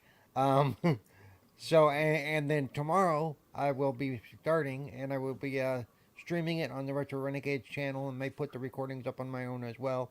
The game that's behind my head, Dying Light 2. Woohoo! Been looking forward to that. Hopefully they've got most of the key bugs worked out, because of apparently the day one patch fixes over 1,000 bugs, and I know they were having some issues with the multiplayer drop in, drop out stuff. So hopefully they've got most of that worked out, but we'll see. And then I'm gonna also be taking notes and look at it from the accessibility standpoint as well, and see how that goes, because I actually reloaded up the first game to give it a look and try to remember what I liked and didn't like about that game. Comes back to you really fast, the parts you don't like. Holy shit, this is hard, Yeah, so I'm looking forward to that. But that's basically what I've been doing. A whole lot of Lego and Dying Light 2 tomorrow. So Good to hear. Animated Evil, what have you been playing? Well, I have been playing a lot of Mass Effect Legendary Edition, like Paul. However, I started again. Number 1, number 2 is number 1's finished. Number 2's almost done. However, I have discovered a game called Minecraft Dungeons, and oh my god, is that good! I'm playing it on Twitch right now. Well, I'm not playing it right now, but Right now, in fact. not right now. That's the game I'm playing right now on Twitch. It's fucking brilliant. It really is. If you've not seen Minecraft Dungeons, please try it out. It is good. Do you know what? If you don't want to have a look, find me on Animated Evil 857 on Twitch. You can see me play it. Then why not? So that's what I've been playing recently, dude. Good to hear. Good to hear. Removable Sanity. What have you been playing apart from reviewing very good indie games? Ironically, that's all I've been doing is playing some fantastic indie games. And to be honest with you, I'm quietly happy doing that. I've been, I'm exceptionally lucky to be able to review indie games. So I'm just quite happy dealing with that. Yeah, the last one out today was called Lacuna. Fantastic game. I absolutely loved it. It's such engaging. It's also a slightly different take on a point and click that works exceptionally well with controllers. It isn't they do a whole new control system that just works so perfectly well, and it just hits everything, for me at least in my opinion. It just hits everything perfectly on the nail of the head. And I kind of fell in love with it slightly, and I was like, so I've been playing that, and then I've been eyeing up and Shadow Man, it's not remastered, but it's kind of the touched up version where they put in all the 4K elements, they put in extra items, missing content as well. That really does look good. And I remember playing Shadow Man way back, and I was like, I don't know, maybe I should spend a little bit of money and play that again. But if you've never heard of Shadow Man, it is Digital Foundry did a deep dive on it, the latest update, the latest remaster, I think, on that. Yeah, I believe you've been talking about it on the past few midweek gamers. It's come up. It looks really, really good. It really does. For an old game, they've literally they haven't remastered it. They've literally just taken the game and then upgraded everything, including the control system. So it still has the original textures, which you can flick between the original and the upgraded versions. But the upgraded versions, they put in 4K textures. They put in modern day lighting, which really changes things up. They've updated. They've added the extra content that was missing from the previous. Where they couldn't have time, so they put that back in. What they've done, it's gone beyond the standard remaster. And I think it's just if that's sort of like the tier we need to hit when it comes to remasters. They did it. It was such a really good job. If you want an old game that's still an old game but upgraded, they seem to be the ones to go for. It's good to hear that is. And I've been playing The Gunk, which is I love it. It's a very beautiful game, and it's very addictive. Hoovering the Gunk up, that's all I can say. But now no one had faith in me, but I have completed The Gunk. It's completed. Yep. Finally completed. One game this year. Da, da, da, da. Hang on. No. Whether you can class it as this year or last year. No, one new game this year. It starts from the brand new game you started this year only. Oh, well, that's The Gunk then. And I'm I've just started to carry on. I'm probably going to go back through it again. Song of Iron. We've probably play back through that again. I haven't completed it yet, but I'm going to get to the end and probably replay it all the way through again. But I completed the game, just to let you know. Anyway, thanks for coming on, C-Unit. Do you want to tell people where they can find you? But it was great to have you on. Thanks for coming on. It's been great. Sure. I want to thank you, Stubbs. Like I said, it's been since November. We've been working on this for a while. You took your little hiatus, but glad to see you and everybody else are back. And it was nice meeting VJ, and Removable for the first time. And hopefully we'll get the game sometime soon again, Paul.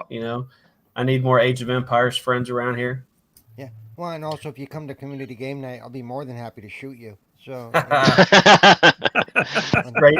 It's great to hear. So you can find me on Twitter, CUnit123123. You can find me on Xbox, CUnit123123 with the space between the C and the U. And you can find me writing some of the best and unique articles over on lordsofgaming.net. And a little flash announcement, since it is February, I won't get in trouble. I am the writer of the month for the month of January, which will be announced on well done. Awesome, sir. Awesome. And I love writing about... What's that? Such good effort. Well done. Thank you. I will be every month writing about Uden Chronicles. It's not quite the common game, but I've been in touch with it ever since they announced it for Kickstarter. Then when they announced the deal with Game Pass, I was super happy. So you can also find all of my Uden Chronicles, all my unique articles over on lordsofgaming.net. Yeah. Well done with that. That's well deserved. I was just looking at the way Animator kept pointing at you. And if you look at your wall and his wall, kind of looks like the same colour. Sure, you two are in the same room. Yeah, he's across the room. The question I think we're all asking is: as you are now the top tier for January, does it mean that you'll be getting something special for Valentine's Day then? Well, I guess it depends. There are some small rewards when you are Scribe of the Month for the Iron Lords website. So we'll see if it arrives in the mail before Valentine's Day. Yeah. Yeah. Stay tuned. Lord Sovereign's going to serenade him into. No, he gets to touch King David's statues. That's what he does. Just go around and. That's not a single month. There is no way in hell is there going to ever be a single month's worth of reward. I'm liable to get my hands chopped off if I were to touch David's statues. Yeah, exactly. You're right there. So thanks for coming on. It's been good to have you on, as Chris. Cerebral Paul, thanks for coming on, as always. You can find me, of course, on Twitter, cerebralpaul1, which is the easiest place to follow me because I am on a few different shows on a few different channels. I also stream on YouTube, Twitter, YouTube, Twitter, Twitch, and Facebook. I'd rather you be on Twitch or Facebook, but hey, or Twitch or YouTube, rather, but anything works. Stop in the chat, say hi. I've been streaming almost daily lately, just whatever's on my thing lately. It's been Lego, and I did stream my entire playthrough of Mass Effect 3 last week, over the last few weeks. So yeah, stop by, say hi. Hey, hello. Yep. And sorry, I had to do it. I had to do it. Yeah. I had to do it. Sorry. No, you didn't. No, I had to do it. Tushy, come in. My boy, Tushy, come in. I had to do it. Sorry. Carry on. So, there you go. So, like I said, the big one is Twitter, CerebralPaul1. Give me a follow over there. And oh, by the way, on Xbox and now PlayStation, even though I haven't done anything with the PlayStation side yet, I do have an account. It's the exact same name as I am on Xbox. It's CerebralPaul921. So yeah, give me a follow there. Then you'll see as I start popping in over there as I check out PlayStation games, because I have access to a PlayStation 4 and 5 here where I'm at. So there you go. That's it. Thanks for coming on, Paul. Where can we find you, Stubbs? That's the big question. Where can we haven't find done the rest here? StubzGaming? No, have we not? At StubzGaming and this YouTube channel. And also this Friday, 5 p.m. EST, 10 p.m. UK time, the Stubbscast returns. I'm interviewing I Still Reign. So that'll be a good chat, that will be. Great. I'm sure Gears of War will not come up. It will. Where can we find you, Animated Evil? I've already said. Animated_evil on Twitter. Oh, you haven't. Find me there. Yes, I really did. That's why I said that's where they'll find you. Animated_evil on Twitter. And Stubbs doesn't know what the fuck he's doing. I don't know. It's VJ I need next. Where can we find you, VJ? I just wanted to just give another shout out to Luke Steele, because a lot of what I said, most of the credit should go to Luke, and no doubt he'll correct me in the chat if I said anything sort of incorrectly. Yeah, no, he was a huge help and a huge contributor to the show today, and I think he should just get full acknowledgement for that. Thanks for having me on the show, Stubbs, and I really appreciated it, and I enjoyed my chat. I don't really want to call it a debate, but I think it was a really good chat with Removable and Paul, and hopefully next week Animated Evil and Paul. Hopefully next week, RemovableSanity will turn up to the show for a change. And it was nice to meet you, Chris. Nice to meet you as well.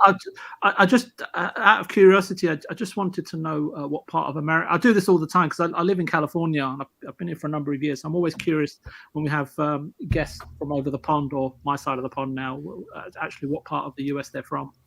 I live in Indiana, not too far from the Great Lakes, Lake Michigan, stuff like that. Oh, yep, perfect. Is that like near Chicago? That sort of. Chicago is in the next state over, so yeah, right there. Indiana. Okay, perfect. So Stubbs, I really appreciate having me on, and I hopefully will see you next week. Yeah, it was fun. It was. Have I asked you, Removable? No, but then again, who cares about me? Eh? I'm just a nobody. I'm just checking. No, first of all, it's a big shout out to see you. It was fantastic to meet you, sir, and hopefully we'll have you on again soon. Fantastic to have you along, and also to my other hosts. It's always good to have them on. It was a lively debate today, and I think the chat kind of appreciated that chat. But if you are desperate to be bored by me, you can find me on Xbox, Minds, Twitter, and YouTube under the name RemovableSanity. Is anyone else knackered, or is it just me? Well, just you and animated. It's nearly midnight. Dude, fuck you. So. But yeah, thanks for coming on, everyone. It was fun. You might be knackered, but fuck you. Kiss it out later, you two. Yeah, thanks for coming on. I've been away the unit and everyone. It was 26 fun. hours. Wow. So we will see you next week. Everyone, thanks for stopping by, and we'll see you next week. Bye. It's nice.